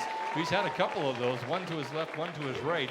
And Mike Polson gets himself a base hit. And, well, usually when he gets on first base, he's going to run. So, you mentioned obviously on the bat side of things, Craig, that you were, contact guy. What about defense-wise? Did you have the strong arm, the great glove, or you were on the mound too, right? Yeah, I was more a pitcher. Okay. Played first base a little bit, but more a pitcher. Yeah. You know what? That's exactly what your brother does. Yeah. Yeah. Weird, huh? Yeah, weird how that works. Now, who threw harder? Do you know? Like who do you think could throw the hardest? He definitely did. Yeah, did he? Oh, really? Well, at least you're honest, I mean, we brought in another sibling, a Clary Simpson sibling in here, and she wouldn't say who did what. She was pretty quiet when we asked her those kind of questions. So at least you're honest. You're like, oh, he owns it. Yeah, he owns it. So no, that's good to hear. That's awesome. This is Chase Rodriguez, and Polson's taking off for second. Oh, that's a pretty good slide there.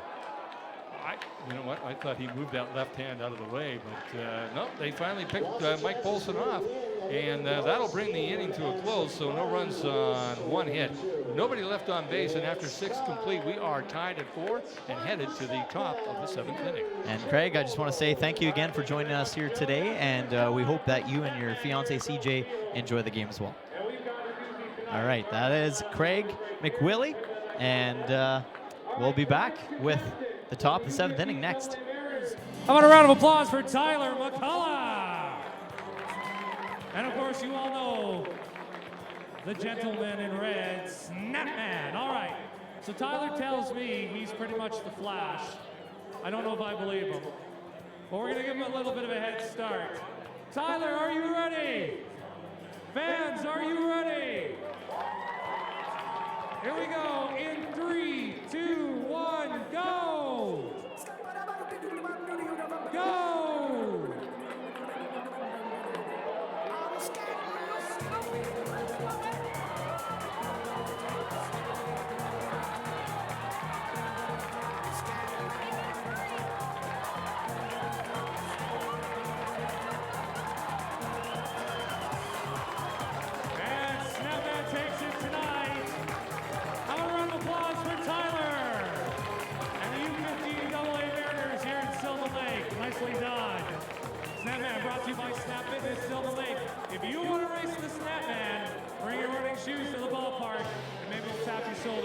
this guy here.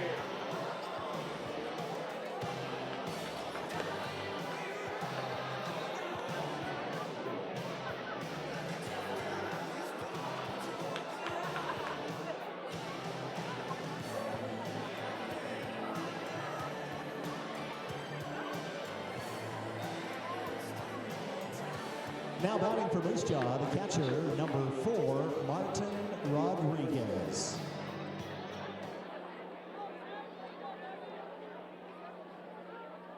Well, we are headed to the top of the 7th, and the doctor is still in the house. Wow. Isn't it past his He's working overtime. past his hours here? Yeah, What's yeah. going on? He's working a double shift, I guess. Yeah, I don't guess know. so. But he's facing Martin Rodriguez, and he's up 0-2. So I guess when you got a guy who can throw like Stephen Hospital can, yes, he had a rocky first inning when he gave up 3 runs on the 3 base hits, but you know, he's an all-star for a reason. And even when he's off a little bit, he's still on better than most kind of thing. So Oh, absolutely, yeah. No, for sure. That's, yeah, you nailed you hit the nail right on the head with that because, and he's a guy too that if he has a slow start, he's usually one to bounce back and always, you know, earn his way to where he gets to in this inning, 7 innings. well, like I say, you know, he gave up the 3 in the first, 1 in the second, and he shut him down since then. Yep. So, you know, not a lot on the K's. 2 up on the wall there. 1 looking, 1 swinging. So he's got good balance there. Yep. And we've always known that he's never been a guy for No. putting up a lot of Ks anyways. He can He can. on occasion, Yeah. but he sure he's, can. he's more on the control side and catches them looking when he has to, and then keeps the ball in play. He keeps it down low and a lot of ground balls. When they look at the score sheet here, I could just quickly tell you what stands out right now. A couple of fly balls to center and to right, and pretty much most of them, the rest of those outs have been ground balls. So that's Stephen Hospital, and the umpires in the crowd are a little angry at that call by home plate umpire Don Buskas, thinking that Hospital had strike 3 instead of ball 3. Oh, and so is Zach Griffin. He's shaking his head like, are you Yeah. kidding me? He thought for sure. He even turned around and like spoke with the umpire like, really? And that's grounded to the busy Mike Polson, who scoops it. 1 hop and a great Wow. play over at first base by Chase Rodriguez as he scoops that up and helps out his shortstop with his glove. And his shortstop gives him a little bow and thank you very much. Yeah, Polson Yeah. always, you know, and he's another guy just like the catcher Here's the in shortstop, number 12, Ben 5. Prediger. Him and Mike Polson have very similar characteristics when it's up to body language out on the field. But I gotta ask Polson after this game, how's your arm? He's going to have to ice it up like a pitcher. Yeah. This is the shortstop, Zach Campbell, who's 2 for 3 on the night, a single and a triple, and a couple of, or at least 1 RBI. And Hospital misses low with that pitch. 2-0 the count now. 4-4 here in the top of the 7th inning between Moose Jaw and your Sylvan Lake Gulls. The Gulls giving up a 3 spot in the first, 1 in the second, and the Gulls scoring 2 in their bottom half of the first, and then 2 more in the bottom half of the 5th inning. And that's where we stand right now. And I can't put a finger on who's coming in, Jim, because now another pitcher is warming up in the bullpen for the Gulls. This is about the 3rd pitcher we've seen That's Ty warming up, Boudreau. and that's Ty Boudreau, yeah. Yep. So, yeah, who knows who's coming in after Stephen Hospital leaves the mound. It could be Boudreau. We It saw could be. Ports warming up there just for a little bit. It was Jesse Simpson in there for a while. And, you know, and that depends, and I'm sure Coach Chatwood and Matt Hape both got together and thought, okay, if the score is this guy's coming in. If it Yeah. scores this guy's coming in. Because certain True. guys pitch well, and they want guys in certain situations, I'm sure. Saying this is the guy we want in this situation, this is the guy we want in the other one. So 3-2 the count on Zach Campbell. The doctor operating in the 7th inning here. And that is squibbed foul. Yeah, there's our coaches, Wyatt McKnight and Jason Chatwood. And there's Matt Hay. There's all three of them. They're all in the picture there, and they all they have some information. They always have a look, and I'm not sure what Wyatt McKnight is. He's barking at somebody about something. Yeah, they're wound up about something for sure. That's it. They're invested in this game, and that's that's what you want from your coaches. You want your coaches to be completely invested emotionally in there. That's grounded right back up the middle, and Mike Polson with another throw. Oh, and they called him safe over at first. I would agree with that call. Yeah. I think it was just too high of a throw to Rodriguez at first. That it didn't get there in time, and got to give credit to the runner and Zach Campbell to get there in time. Gets himself a single, his second single of the night, third hit. Here's the right And that took a while to get that hop. Cam Grant. That second hop took a big hop for Mike Polson, so he had to wait for the ball to get to him. And we'll have a little conference on the mound here with Matt Haight coming out, and that might be, well, I don't see anybody really wanting to come in right now. So I think this is just a discussion with Stephen Hospital. See what how he's feeling and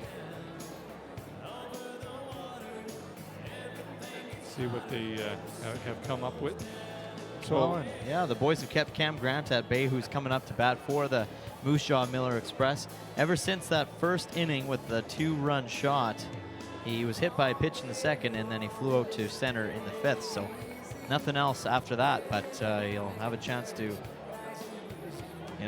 maybe get himself back on the board.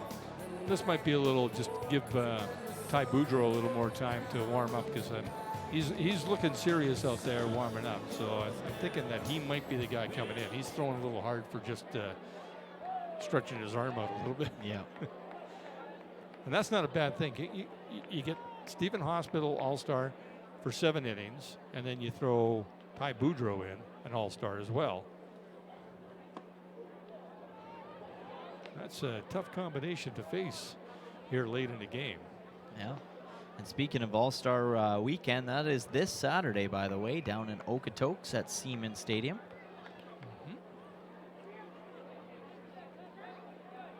Want to know the count on Cam Grant? Zach Campbell over at first, and a little throw over to get him a little closer. Campbell is the leadoff batter, so we know he's got a little bit of a bat because he's 3 for 4 on the night, but he probably has some wheels as well, because he right away has taken a pretty good lead over there at first base. And that's right where he was, right in that gap, because Jack Shark had to be a little closer to second to cover for any kind of a throw, and Campbell makes his way all the way over to third. So a base hit there for Grant, and that brings up the very dangerous Nate Menzick, the home run leader in the Western Canadian Baseball League. So Campbell over at third, and the base runner over at first is Cam Grant. So 1 down here, and that's going to be it for Stephen Hospital, as Matt Hape is going to make his way out to the mound. So while they make the pitching change, we'll take a break and be back with the rest of the top of the 7th inning.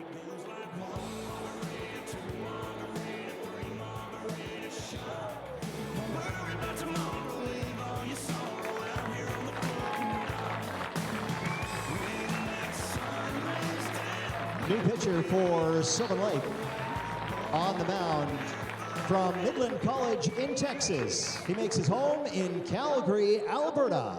Please welcome the new pitcher, number 7, Tyler Boudreau.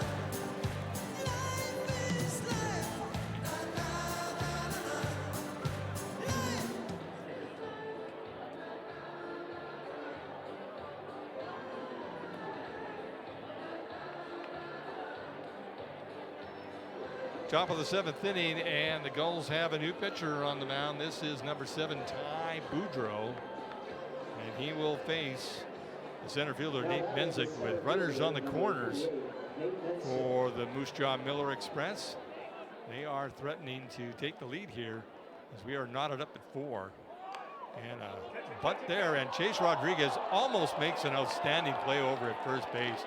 He was about 5 inches short of making just an outstanding grab, and probably would have doubled things up because the runner on first, Cam Grant, was way off the base towards second base. So Campbell scores on that bunt, and Cam Grant goes over to second, and Menzik is on first base.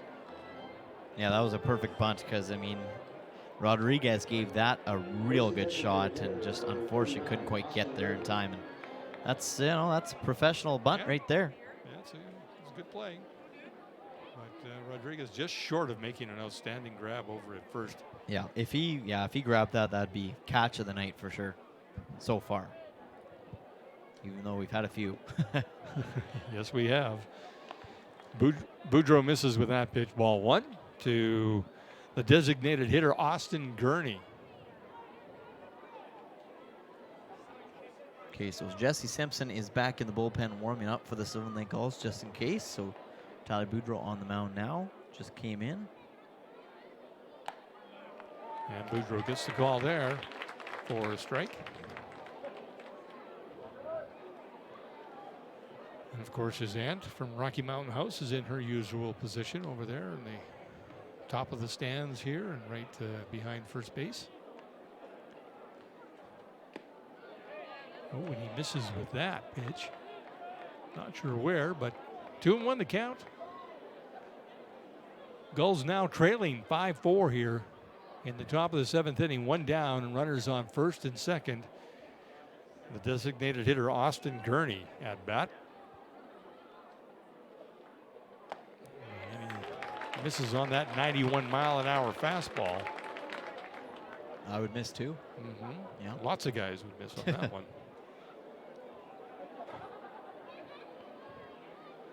Just hit a mosquito in it. It was hard. It was like hitting a rock. The mosquito won. The mosquito won. Well, I don't know if he won, but. And just Boudreau's going to call up Griffin to meet him halfway there between the plate and the mound, I think, just to get on the same page. Gurney 0 for 3 on the night. A couple of ground outs and a strikeout for his record. Third baseman Parker Dorrance, he is on deck.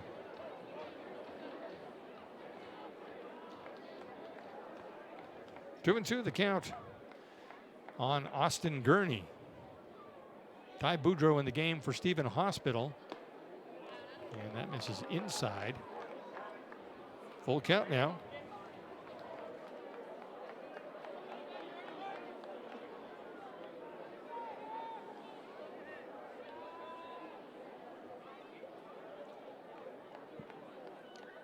Six full innings for Stephen Hospital, just a couple of strikeouts. He gave up the 4 runs. And this is grounded to Rodriguez, who's going to fire over at second. And Mike Poulsen pretends that he's throwing over to first to see if he can get the base runner to come off a third and make a play over there. But they do get the base runner over at first in Menzik for the second out of the inning. But now we still have runners on the corner here. Yeah, Cam Grant is still in great scoring position right now for the Medicine Hat Miller Express. 5-4 they lead now, the Sylvan Lake Gulls here in the top of the 7th inning, 2-away. Boudreau comes in with that pitch to Parker Dorrance for a strike. So I wonder what the conversation's going to be again between Tyler McWillie and his brother Craig McWillie. Just after we brought him up, just to kind of, I wonder what Craig's going to say to Tyler. You'll never believe it. They brought me up on the on the broadcast. Well, why not? You know. Yeah. Guy's going to make the drive all the way from Plunkett. Exactly. Maybe mom and dad are on the farm watching right now, and they got to see him on the screen. Probably surprised him a bit if they were watching. Maybe. Maybe he's supposed to be at work, and that really surprised him. Yeah. That's grounded right back up the middle. Polson with a great play and a flip over to second. What a play by Mike Polson, and a really good play also by Jack Shark as the runner was bearing down on him. And that was, they're having a little discussion there with Gurney, who kind of slid a little hard there at second base and caught Polson with the cleats.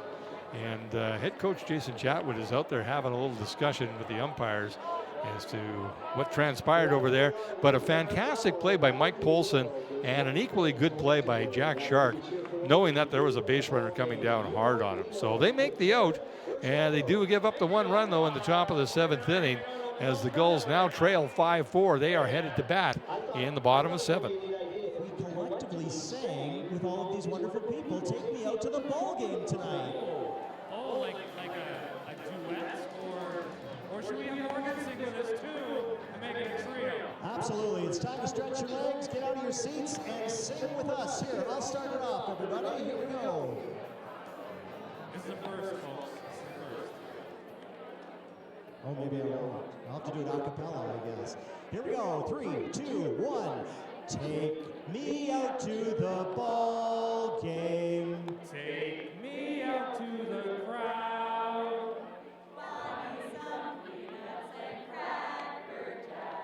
I don't care if I ever get back. Or it's root for the Gullies.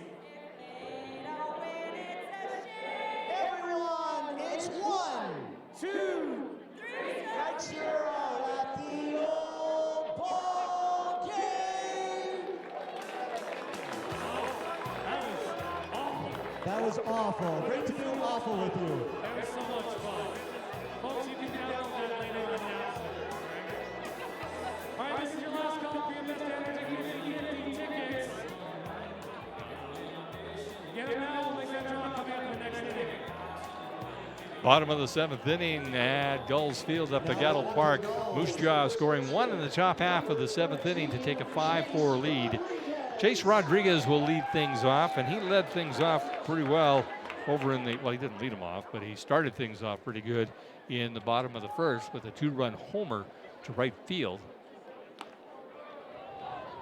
He's facing the second pitcher of the night, Jesse Schultz, for the Moose Jaw Miller Express, and it was pointed out to me by our good friend Calvin Bellows, and I've kind of been watching over in the Moose Jaw bullpen. They are easily, as he mentioned, the most relaxed bunch of relief pitchers in the world. They're throwing footballs, having sword fights, and just sitting back and watching the game. It's just like, yeah, you know what? We're on a road trip in Alberta. That one guy's trying to get his late suntan, maybe a moon tan coming out. I don't know, but I'm not sure. Yeah. 2-2 the count on Chase Rodriguez. Well, that's the way it should be, though.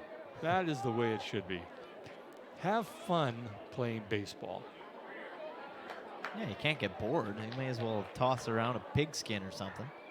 Oh, and Rodriguez has got his second home run. You called it, man. You called it. You're going to hit a couple of dingers for your parents? Oh, yeah. Yep. There's Yep, number he is. 2 on the night for Chase Rodriguez. Another no-doubter as he launches that into the darkening night. giving the boys at home a little show. And so there we go. We are all tied up. Come on, people, he says. Come on, let's hear the cheers. Noah Hall getting some good air there. Mike Polson, Caden Zeroni, Ryan Cross, all the boys are giving him the handshakes and the high fives and the pats on the back, because that's what you need from your teammate. That's what you need from your boys with the bats. Welcome to Sylvan Lake, Mom and Dad. Yeah, there we go. I'm sure the Rodriguez family is watching that and going, that's my boy. Yeah. That's our boy That's right what- there. That's what we know he can do. Jack Shark watching that pitch come inside for strike 2. But we are tied up at 5 here in the bottom of the 7th inning. This has been an interesting battle between the second and third place teams overall in the league, and Shark sends this right back up the middle. Dawson Tweet scoops it up and fires over to first to get the out. And at the end of the day, you mentioned it, the second and third team in the league battling it out right now. Two teams that are just really solid so far this year. And, I mean, I wouldn't want it any other way on a night like this. This is something that you would just see. This is a battle. This is two teams going at it, wanting the win more than the other. And they're both not giving it up. They're both fighting it. They're both fighting for this. So it's a fun game to watch here. And the bats are, you know, swinging well. The pitchers might not be having their nights. However, we've starting to see the pitchers, you know, settling things down. But it's been overall a really solid game for both clubs. Well, they've had their moments. The pitchers have. They've had their moments. And then the batters have had their moments. So it's been a balanced game, as far as I can see. 9 hits for the Gulls, 8 for Moose Jaw. They each have 5 runs. But at the same time, they've had innings where it's been 3 up, 3 down, or 4 up, 3 down, that kind of thing. So a little bit of everything here in the WCBL. This is Tyler McWillie stepping in to face Jesse Schultz.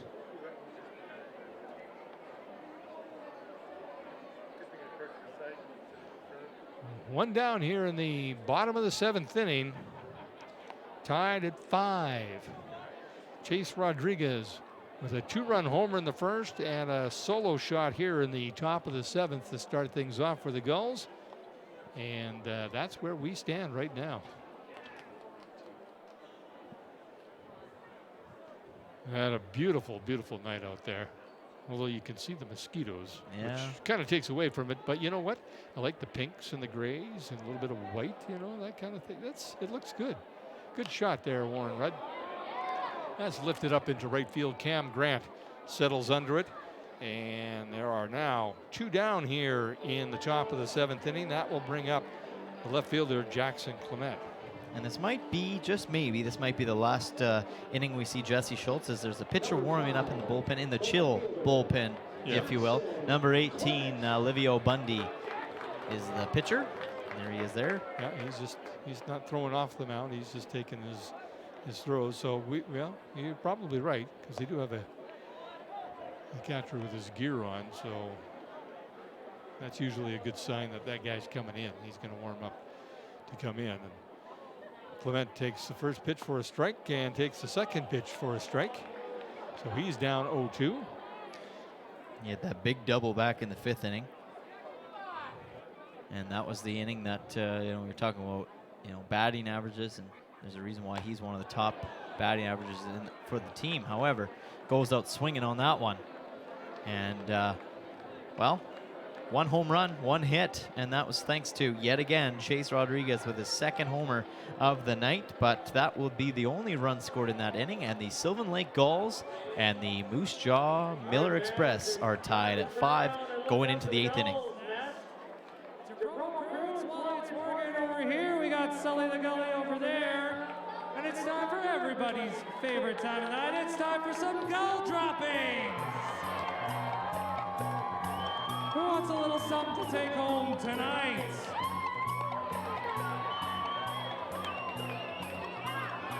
We've got our friends next door. Larry Holmes has got some sunglasses to throw down.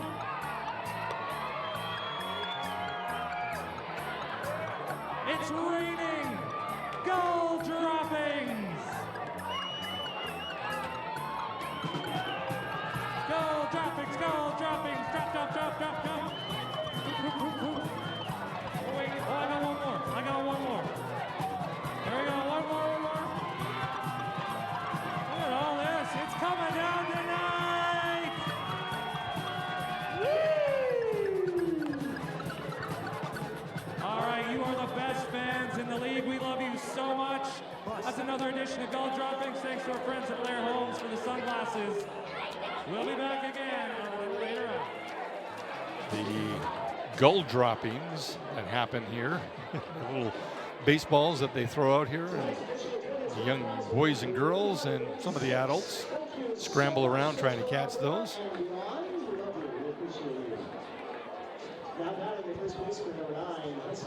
Well, I wasn't even close with the attendance. Oh, we've got the number? We got the number. Okay, what is the number that we've got? 1,386.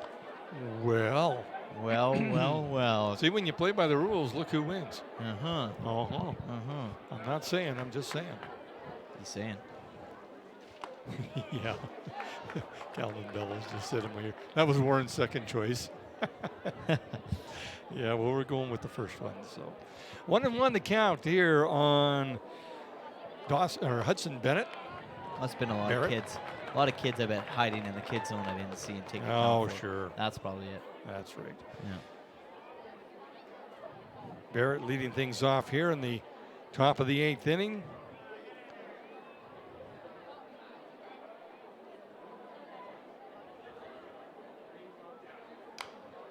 And fouls that out of play. The count remains at 1-2. So I'm going to just kind of throw it out there, but if you got tomorrow night off. Good hit by that young man. Oh, yeah, there you go. Sure. Yeah. It's a home run. Not bad. Oh, no, he's out at home. But if you got tomorrow night off and you're not doing anything, Sylvan Lake Gulls are hosting Hawaiian night here at Gulls Field in Sylvan Lake against, again, this team, the Moose Jaw Miller Express. So you're going to get some good ball. We're getting great ball tonight between these two clubs, and I guarantee you tomorrow night these two clubs are going to have another battle yet again, another close one, I would assume. There's a strikeout for Ty Boudreau to start the top of the 8th inning off. Now, I'm not sure, and I don't want to dissuade anybody, but you go online, check to see where the ticket situation is, because there's an awful lot of tickets that have been sold for that game. Right. So there might be seats just out on the grass on the berms. Yep. That might be all you're going to get. Yeah, good point. But Walk-ups. it's still good baseball. Absolutely. It doesn't matter where you're sitting. You're still in the stadium, so you can watch it. And honestly, taking the berm, it's a cheaper ticket, and you get to bring your own chair. That's right. And bring your glove, too, because you'll get some foul balls that way, Oh, too. yeah, exactly. So you can kind of get comfy in your own chair, too. So it's That's perfect. right. Don't bring the Barker Lounge or Lazy Boy. Yeah. Just Yeah, bring the maybe lawn chair. Don't bring the fancy one that That's right. you don't want those. 0-1 the count on Joe Osborne, the left fielder, who is 0 for 3, and he's very consistent. Mike Polson's best friend, I think. Ground to short, ground to short, ground to short. Those are his 3 at-bats. I got to say, do you got a Hawaiian shirt hiding in your closet at home? Oh, I probably have All something right, down there. If not, I'll just wear some flowers around my neck Nice. and some pineapples on my head. Yep. Yep. Fresh pineapples. Yep, fresh maybe like pineapple rings around my ears. Okay. Okay. Yeah. Oh, inside to Joe Osborne. Just a bit. 2-2 the count. Maybe we'll have a luau. Luau. Have you ever been to one of those? Yes, I am. Me too. A real one in Hawaii? Yeah, Believe in it or not. Hawaii. Yeah. So it's the only real one you can get, I guess. I actually got up. I'll tell you this as soon as Ty Boudreau makes this pitch here. Oh, that was outside, and Zach Griffin tried to frame that one to get the count, to get the call here, but Don Busquets wasn't fooled. I actually participated in a haka when I was down there. In a haka, okay. So you're one of the Canadians they brought up on stage, I'm assuming, yeah. They said, let's get the pasty white guy here to get his shirt off. Oh, boy. I love it. Fortunately, it was after everybody ate. A strikeout there for Ty Boudreau. And everybody kept their food down after that? Yeah, they did. Okay. There might have been a few adult beverages that helped them understand what was going on. But there's another K there, and Ty Boudreau with 2 in this inning after taking over from Stephen Hospital. It was fun, though. And you know what? That haka lasted for about what seemed like about 5 minutes. I was just exhausted. More so trying to just keep up to these guys and all their movements and trying to copy them. I'm trying to watch, and oh man, I'll tell you. And you're doing it in the sand, and so my legs are starting to get tired. I'm going, oh, how do these guys do it? Well, because they had their whole life to do it. Yeah, well, and training. Pretty much every one of the guys up there doing the haka were about 0% body fat. It's like, well, yeah, right. Here's the Canadian stuffing his face with pork and pineapple and everything else. Yeah. It's like, well, yeah, and have another beer, you know. Yeah. Well, now let's get him up here. Yeah, right. Thanks very little. Yeah, they're fun though. If you've never been, you got to go try one. Absolutely. It was fun. Yes, it was hilarious. 0-2 the count, and that is fouled back off of Zach Griffin as he walks away and just thinks, why am I a catcher again? These guys, I'll tell you, I would never, ever do that job, but I admire these guys getting behind there. And because I know just looking around, and Coach Chatwood comes out to see if he's okay. But now it is the man who could really tell if he's okay is Rob Menka, and he's going to take a look at him and say, what do you got there? He's like, look at me in the eyes. And you notice how when Rob goes out to players, he looks the player directly in the eyes. Yeah. Because, well, that's part of probably a protocol, concussion protocol, right? Mm-hmm, absolutely. So you got to make sure your focus is on. Yeah. Well, you get a little mark in your cheek there. So he probably got it off the mask and probably makes a lot of noise in your ears. It's like taking a fastball that's fouled back at you at 90 miles an hour. That's going to set off a few bells in your ears. Oh, yeah. Just like being a goalie in hockey. Oh. I've had. Yeah. I was silly. I don't even have to get into it, but I was silly that I bought goalie equipment a couple years ago. Oh, did you? And I can tell you firsthand right now, it does not sound good when it hits your head. And a strikeout there. So Ty Boudreau comes in, strikes out the side here in the top of the 8th inning. We are tied and headed to bottom of the 8th. Gulls coming to bat with a chance to break this deadlock.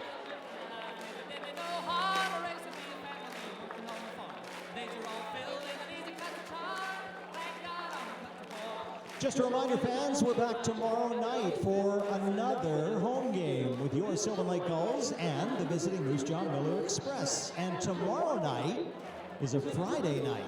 We'll be celebrating with a Hawaiian theme, and we invite you to do so as well. If you haven't seen them yet, you'll also be the very first to check out our brand new Hawaiian jerseys. Yeah, tomorrow night. It'll be awesome. Hawaiian night at the ballpark. We'll celebrate with you. Be here.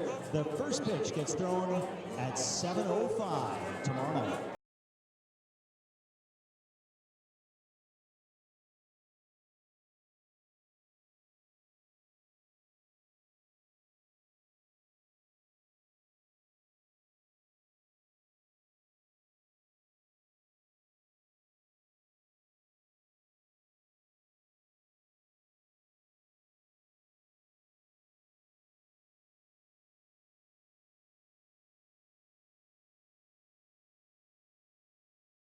All right, fans, we invite you after the game tonight for our pure orthodontics running of the bases. Yes, after each and every Sylvan Lake Gulls home game, we invite you down onto the field to take some photos, grab some autographs from your favorite Sylvan Lake Gulls players.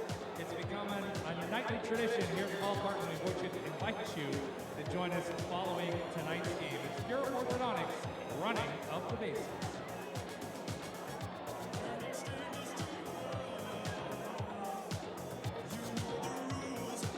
New pitcher for Moose Jaw on the hill, number 18, Livio Bundy.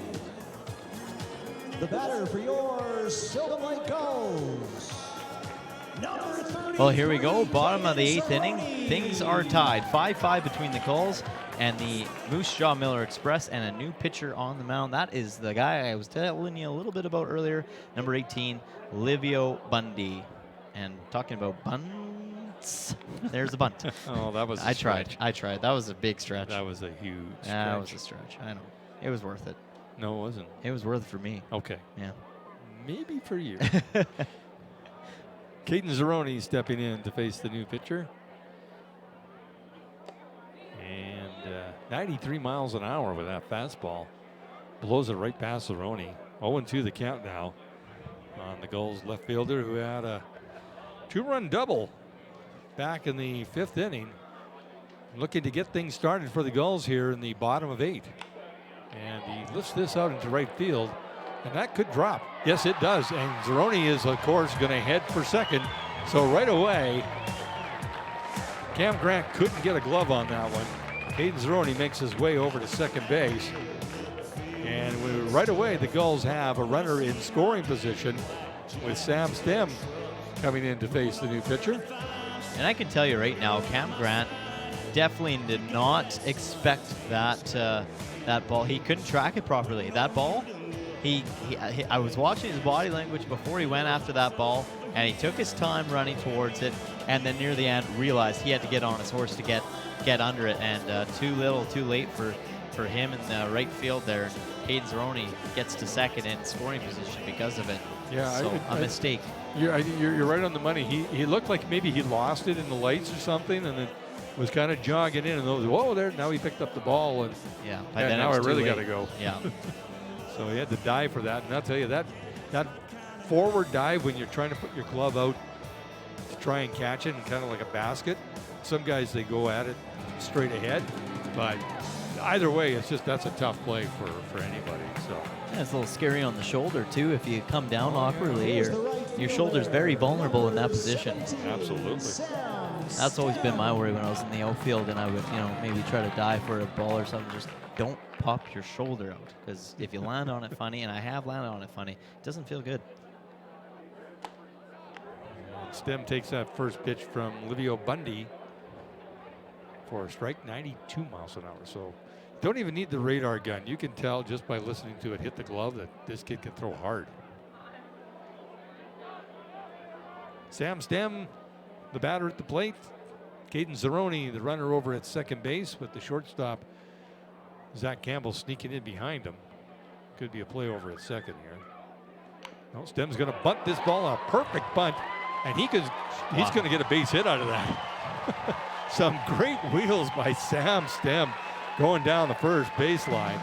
So he moves Caden Zeroni over to third, and that's even better. Second base hit is probably going to score Caden Zeroni. But you move a guy over to third, now a deep fly ball will score this young man, because we know when he tags up, he's got the wheels to get home if it's deep enough. This will be Zach Griffin stepping in to face Livio Bundy. And Gulls are in a prime spot right now. 0 away. You got a runner on third, runner on first, and this guy at bat. And they're going to bunt him in. They're going to squeeze in at home plate, and sure enough, Zach Griffin with a perfect bunt down the first baseline. Caden Zeroni will score, and the Gulls take the lead. You know what? These guys have the flair for the dramatic here. I'm telling you, if you are not entertained by these young men in the Gulls uniforms, then you don't like baseball. You don't like baseball. Yeah. No, that was perfect. I mean, a sacrifice bunt to drive in Zeroni for the lead. And now the Gulls have a 6-5 lead over the Moose Jaw Miller Express. And this tees it up for an interesting night tomorrow night too. We'll be in for a real treat, as that is grounded out, thrown to first. Matthew Corrado will head back to the bench. But that still did enough work for Sam Stem to get over to third base now. We're not done yet, because Mike Polson stepping in. He's 1 for 3, or 1 for 4, I should say. He's the last 3 times at bat, though, he's been hitless. So he's looking to get something right now. An extra run would not hurt the Gulls, that's for sure. No, absolutely. It would set Michael Polson. He's a guy that could do it for you and keep things alive. He's the guy you'd want. That misses outside for ball 1. And once again, here's the other option as well that the Gulls have on their advantage. If it's a runner on third, the catcher for the Moose Jaw Miller Express, Martin Rodriguez, has to worry about a pass ball. Yeah. Because if it goes to the backstop, he's scoring. There's just so much room back there. And Polson is quickly up 2-0. Yeah, and that one, right on cue, as you were saying it, Martin Rodriguez had to kind of reach over pretty good for that one. But yeah, that's sitting in the back of his head right now, I bet, too. 100%. And it's in the back of the mind of Livio Bundy as well. Yep. I can't throw a wild pitch here. That's going to give them a 2-run cushion going to the top of the 9th. And we know who's going to be on the mound on the top of the 9th is Tyler Boudreau, who just struck out the side back in the 8th inning. So he's already amped up. We know that. We've seen the close-up when he's on the mound. He's got those eyes with that stare. And Michael Polson just lets him earn that strike. Yeah, he's taking all the way on that one. Yeah, taking all the way. Now, if you are Michael Polson, obviously you take the walk if it's there, because the guy on deck is hot. Is hot right now. Mm-hmm. El Fuego. Okay, yeah, he was taken. Yeah. See if he can throw 2 strikes. Now he's probably zoned in and saying, okay, this is where he's gone with those 2 pitches. Let's see if he does it the third time the charm. Yeah, now you've seen it. And he throws pretty fast. Chase Rodriguez, the batter on deck. 2 home runs on the evening. And Mike Polson gives this a ride to deep center field. And even Nate Menzik is not going to catch this one. Polson is going to go for the triple on the evening. And there you go. Yeah, he's pumped up, and everybody in Gulls Field is pumped up right now. What a hit. And you mentioned it, not even the speedy Nate Menzik could get there in time. That was drilled. And speaking of drilled, here's another guy that has been drilling balls all night long. Does he have the hat trick in him, do you think? Yeah, don't go anywhere just yet, folks. This inning is going to continue. Sam Stem getting all the congratulations in the dugout, not because he scored, but probably because of the base hit bunt that scored Caden Zeroni. Yeah, that was that was pretty much the game changer in this inning. Oh, no, I shouldn't say that. That got Zeroni over to third. It was Zach Griffin that scored and had the base hit, or the bunt, that the squeeze bunt. Sacrifice bunt, yeah. Squeeze bunt. But Sam Stem, very good credit for that bunt. Absolutely. Right? Absolutely. You base hit with a bunt, why not? And Bundy misses inside to Rodriguez with that one. 1-1 the count now. 2 down. Gulls now with a 7-5 lead. They have battled back from being down 3-0 in the first inning, and then tied, and then trailing, and now they've taken a 2-run lead. As Rodriguez is ready to unleash another one there, but he watched that go low for ball 2. Yeah, this is a guy that's just pumped right now, and I bet just after the way this inning's been going, Rodriguez wants to keep things going the right direction. That misses inside. 3-1 the count now. Jack Shark is the batter on deck. Good patience by Chase Rodriguez, too, in the batter's box. I mean, you know, when you're having a night like that, you almost want to swing at everything. It's harder to be more patient with those kind of pitches. That's right. He's been really good here tonight so far in this pitch. And he took a cut there. That was going for the hat trick. Full count now. What will Chase Rodriguez do here? What are the odds that he lets one go for a ball and takes a walk? Well, he'll do it. That's not easy to do after when you know you're having a good night at bat, but that keeps your at bat even better when you can still get on base, even though they're not all home runs. If you can get on with a walk, he'll take it. Well, that's that's the you want some depth, I guess, when you're a battery. Base hits, home runs, and the patience to watch and have a good eye to not just swing at everything. Yep. You got to be under control, right? Start swinging at everything, the pitchers are going to catch on to that. And this is Jack Shark fouling back the first pitch he faces from Livio Bundy.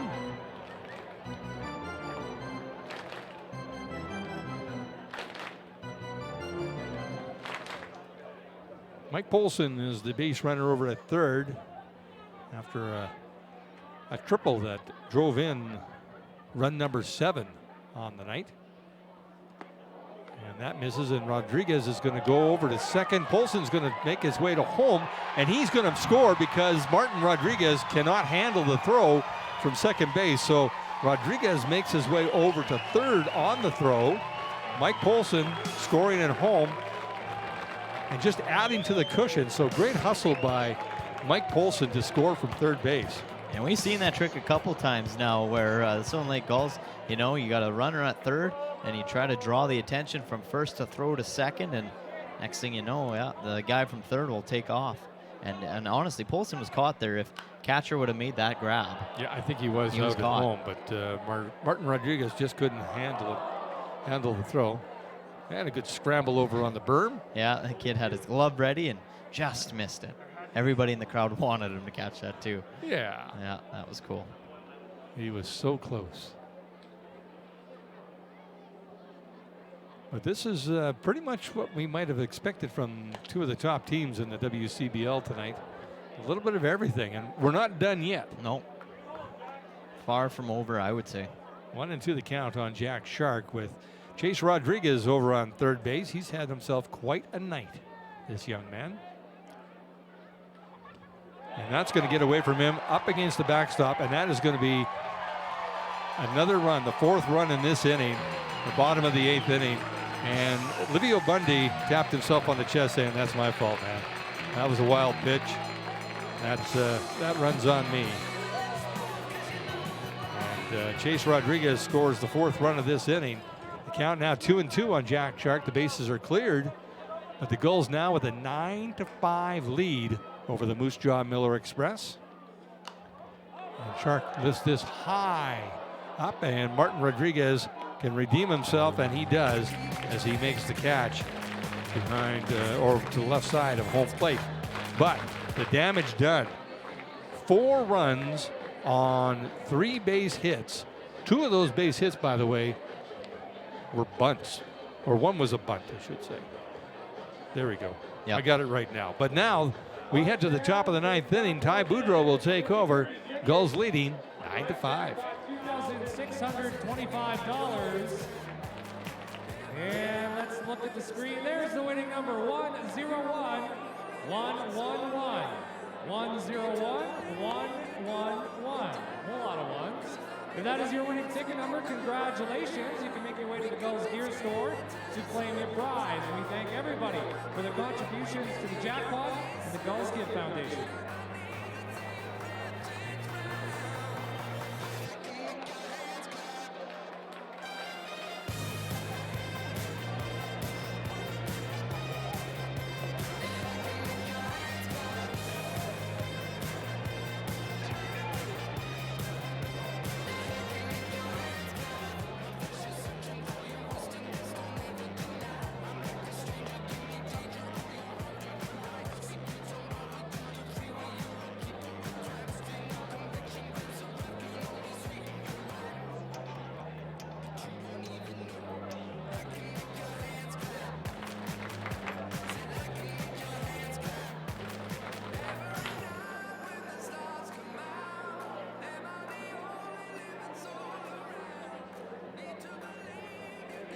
Well, we are headed to the top of the 9th inning here. We headed to the bottom of the 8th, tied at 5. But the Sylvan Lake Gulls decided, nah, we don't want to see any extra innings here, at least to this point. And so they decided to score 4 runs in that inning, and they now have a 9-5 lead. So to quote the very famous Dolly Parton, these guys have been working 9 to 5. Yeah, and you know, and some wild cards being thrown at the Sylvan Lake Gulls to start the top of this 9th inning, as it's a pinch hitter and Brian Reyes. Reyes will face Ty Boudreau on the mound, who struck out the side in the top of the 8th inning. Wow. And the first pitch he sees, he sends it sky high and out of play. That was like a rocket ship. That almost went to the moon. That was a loud foul. Yeah. But the pitchers always look at it and go, that's just a loud strike. No big deal. Mm-hmm. And it's foul, too. So it's when they hit those loud ones that are fair, and then they curve foul, you get a little nervous. But Boudreau is going to reach back, and he always has a little extra in the tank when a game is on the line here. We've seen him do this before, where he comes in and just says, not on my watch. So 0-2 the count, and a strikeout for Ty Boudreau to start the 9th inning here. That'll bring the top of the order to the plate. This is the shortstop, Zach Campbell, who is 3 for 4 on the night. So it's not going to be easy for Ty Boudreau. He's got the number 1 and 2 hitters coming up to face him. So he's got his work cut out for him. Yeah, it's definitely far from over with these guys at bat. But when you're humming it like that, or dicing, like Keith Zeroni would say. Slicing or dicing? He said dicing. Dicing, okay. He's dicing, because I always thought it was like, what, he's a vacuum cleaner or a fan?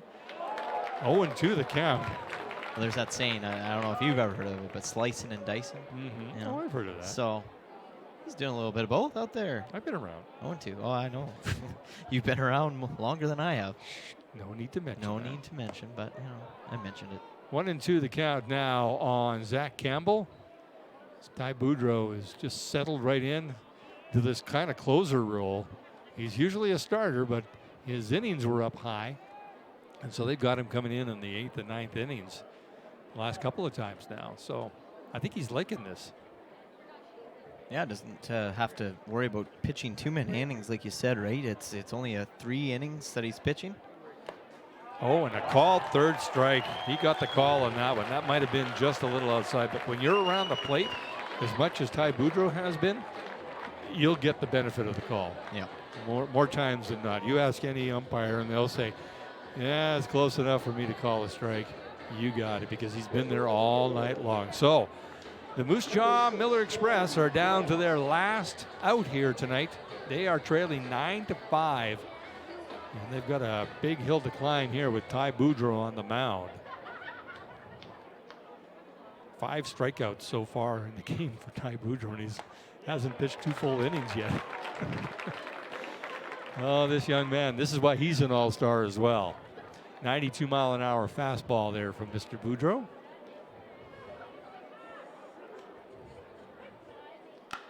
Campbell sends this out to center field. Oof. That is well hit. Caden Zeroni is just going to watch that come off the base of the fence.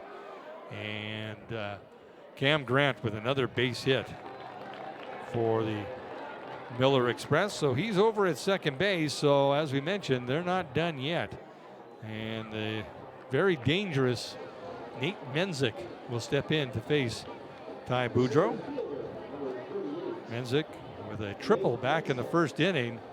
And he reached base back in the 5th on an error by Mike Polson, and then also in the 7th inning on an error by Chase Rodriguez. So they've kind of kept Menzik off the sheet other than the triple. And Boudreau starts him off with a 91-mile-an-hour fastball for a strike.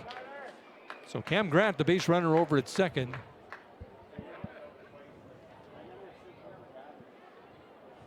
Nate Menzik is the batter. And he is quickly down 0-2. So Moose Jaw down to their last strike. And the crowd is starting to clap. Yep, here they come. Here they go. They know what to do. They know how to get this young man pumped up. A little adrenaline flowing here. And he reaches back and fires and just misses outside. It's always a disappointment to the crowd. They're just, oh, we were so pumped up. And speaking of pumped up, Mr. Boudreau he's fired up right now. Yeah, he's ready to finish this one. He's all business right now. Shaking off Zach Griffin, going, okay, I got your pitch now. And he misses high and outside with that one. 2-2 the count. So the boys are making it a little exciting here for the Sylvan Lake Gulls and the fans. Not for the faint of heart, I'll tell you, this team. And an off-speed pitch that misses low and outside. Now the count is full. And I'm thinking, and this is just me, but I'm thinking, as Boudreau has a little smile on his face, thinking, I thought I had him on that one. Yeah. But this isn't a bad guy to put on base, because the tying run still hasn't come to the plate yet. So if you miss, you want to miss low. And you probably want to miss low and outside, so it doesn't get much of a bat on it. Yeah, and you got to give credit to Nate Menzik too, because when you got the crowd behind you doing that, it can't be easy to just to watch him go by and 3 straight balls just like that. You're down 0-2, and you had the patience to watch him go by when the crowd's like that behind you. And this guy's throwing strikes. He's looking for one more, but he doesn't get it as he walks Menzik on a full count. So 2 base runners on for the Moose Jaw Miller Express, and that'll bring up the designated hitter Austin Gurney, who hit into a double play back in the 8th inning or 7th inning. But he has been 0 for 4 on the night, so this sets up well for Ty Boudreau, who's got 5 strikeouts on the evening in his not quite 2 innings of work yet. And he gets a foul ball to start off the DH, Austin Gurney, the number 4 hitter in the Moose Jaw lineup. So a good matchup here for Ty Boudreau. But the tying run is on deck now. And Boudreau would just like to leave him standing right where he is. Yep. 1-1 the count now on Gurney. 9-5 is the score here. Gulls, after trailing 3-0 in the top of the first inning, have fought back to take the lead here. And he misses low and outside with that one. 2-1 the count now. Well, the earlier game here in Pagano Park, Regina Red Sox beat the Edmonton Prospects 7-3. Meanwhile, Swift Current 57s beat Weyburn 6-3, and Lethbridge fell to the Brooks Bombers 9-7. Oh, that missed inside. So now the count 3-1. Things are getting a little dicey here for the Sylvan Lake Gulls, as Ty Boudreau, nobody's warming up in the Gulls bullpen, so this is his. Yeah. So he's got to work himself out of this jam right now. And one more pitch here as a ball will load the bases and bring the tying run to the plate.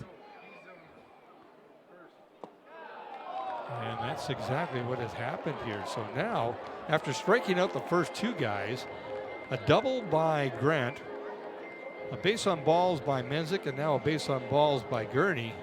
And Matt Hape is going to have a little chat with his pitcher, Ty Boudreau, to say, you know what, buddy? You don't have to do this all by yourself. And here's kind of, I don't want to say it's an advantage because you don't want to look at bases loaded and the tying run at the plate. But now any ground ball, you can play at any base. Exactly. So yep. You've got 4 choices, and that's not a bad thing. But I'm sure Ty Boudreau didn't want to be in this position right now when he struck out the first 2 guys and then gave up the base hit to Grant. So this is all his right now. I think Ty Boudreau is just going to have to bear down and throw strikes. Keep it low, keep the ball on the ground, keep it in the park. And that's the big thing, keep it in the park. And he's facing a guy that's 0 for 3 on the evening so far in Parker Dorrance. So we'll see what happens here. Bases are loaded. Oh boy. And it's here we go. 9-5 Gulls lead. That is lifted up and a pop up, and Ty Boudreau's he's going to give up to Zach Griffin. Had to dodge the bat that was on the ground. Yeah. And still make the catch. And that will end the game. The Sylvan Lake Gulls come back from down 3-0 in the first inning, and they come back to beat the Moose Jaw Miller Express 9-5. Now talk about resiliency with the Sylvan Lake Gulls group. I mean, that first inning, we saw a single. Second batter, 2-run shot over the fence. Now, if you're the Sylvan Lake Gulls and that's the start of the game, you're thinking, oh boy, we're in for a night. And, the Sylvan Lake Gulls come back in the bottom of that first inning. They copied suit. They did the exact same thing, got on base, second batter over the fence, thanks to Chase Rodriguez. And, it's been one of those nights where, I see you, you see me. We're going to kind of just trade back and forth hits. And here's our Snap Fitness player of the game with our in-game host, Jared Waldo. We'll go down to field level. This player of the game as selected by Jim Claggett and Cale Clark, a home team live.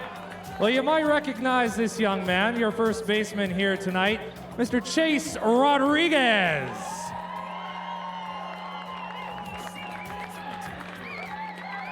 Lots of fans here tonight, Chase. That always seems to happen when you have a big game, and as you did tonight, a couple deep. Just talk about both of them, actually, because you knocked it out twice tonight. Yeah, I was trying to get a good pitch to hit, swing as hard as I could, and it worked out on 2 of them, so it was good. It is good. We appreciate that. We love, and I want to talk about the timing of both home runs as well, because at both points during the game, when you knocked those out, we were trailing a little bit. So clutch as well for those home runs, and Ty comes on and he secures the win for you guys. So just a a team effort led by you, and just your thoughts on the game tonight. We haven't seen Moose Jaw here, so talk about that. Yeah, it was. We had a tough, spooky first inning, but just trying to fire the boys up. They like to fight, come back in games, can't make it too easy on anyone. I like to make it interesting, but I think we're the better team. We're really good, so not surprised. And it sounds like you've got some family here tonight. Anybody you want to say hi to? Yeah, my wonderful mom and dad over there in the berm. Love ya. Yes, we love your family too, and we appreciate you. Ladies and gentlemen, your player of the game, Chase Rodriguez. Well, you called Thank you it. much, Chase. Yeah. All right, You called it fans, at the beginning of the game time. that Chase Rodriguez had mom and dad in here from Las Vegas, and you said, hey, you got to hit a couple of dingers to entertain the family, and there it was too. Yeah. That was just pure luck. Usually when you talk to those guys, you're just, shooting stuff and having fun with them and everything like that. But no, Chase Rodriguez, he really listened to me. He said, you know what, you're right. I do have to do that. And he did just that. I mean, and it was, as Gerald Waldo was saying at field level, it was timely home runs. Absolutely. The one in the bottom of the first brought him to within 3-2, and 3-2, I should say. And then the 2-run shot in the 8th, well, that gave him the lead. So you know what? Little ball with the bunts, big ball with the home run. They had it all going tonight. What are your thoughts about just the game between these two teams? We get to see this again tomorrow night. Entertaining. I can't wait till tomorrow night. Yeah. If this is a preview, love it. Yeah, absolutely. Tomorrow night, we'll get set, we'll buckle in, and we'll have another battle between these two teams, the Moose Jaw Miller Express and the Sylvan Lake Gulls, on Hawaiian night here at Gulls Field in Pagato Park. Thanks again for tuning in on Home Team Live for hnlive.ca. Jim Claggett, myself, Cale Clark. It's been a pleasure with another bird's eye view on this one. Have a good night.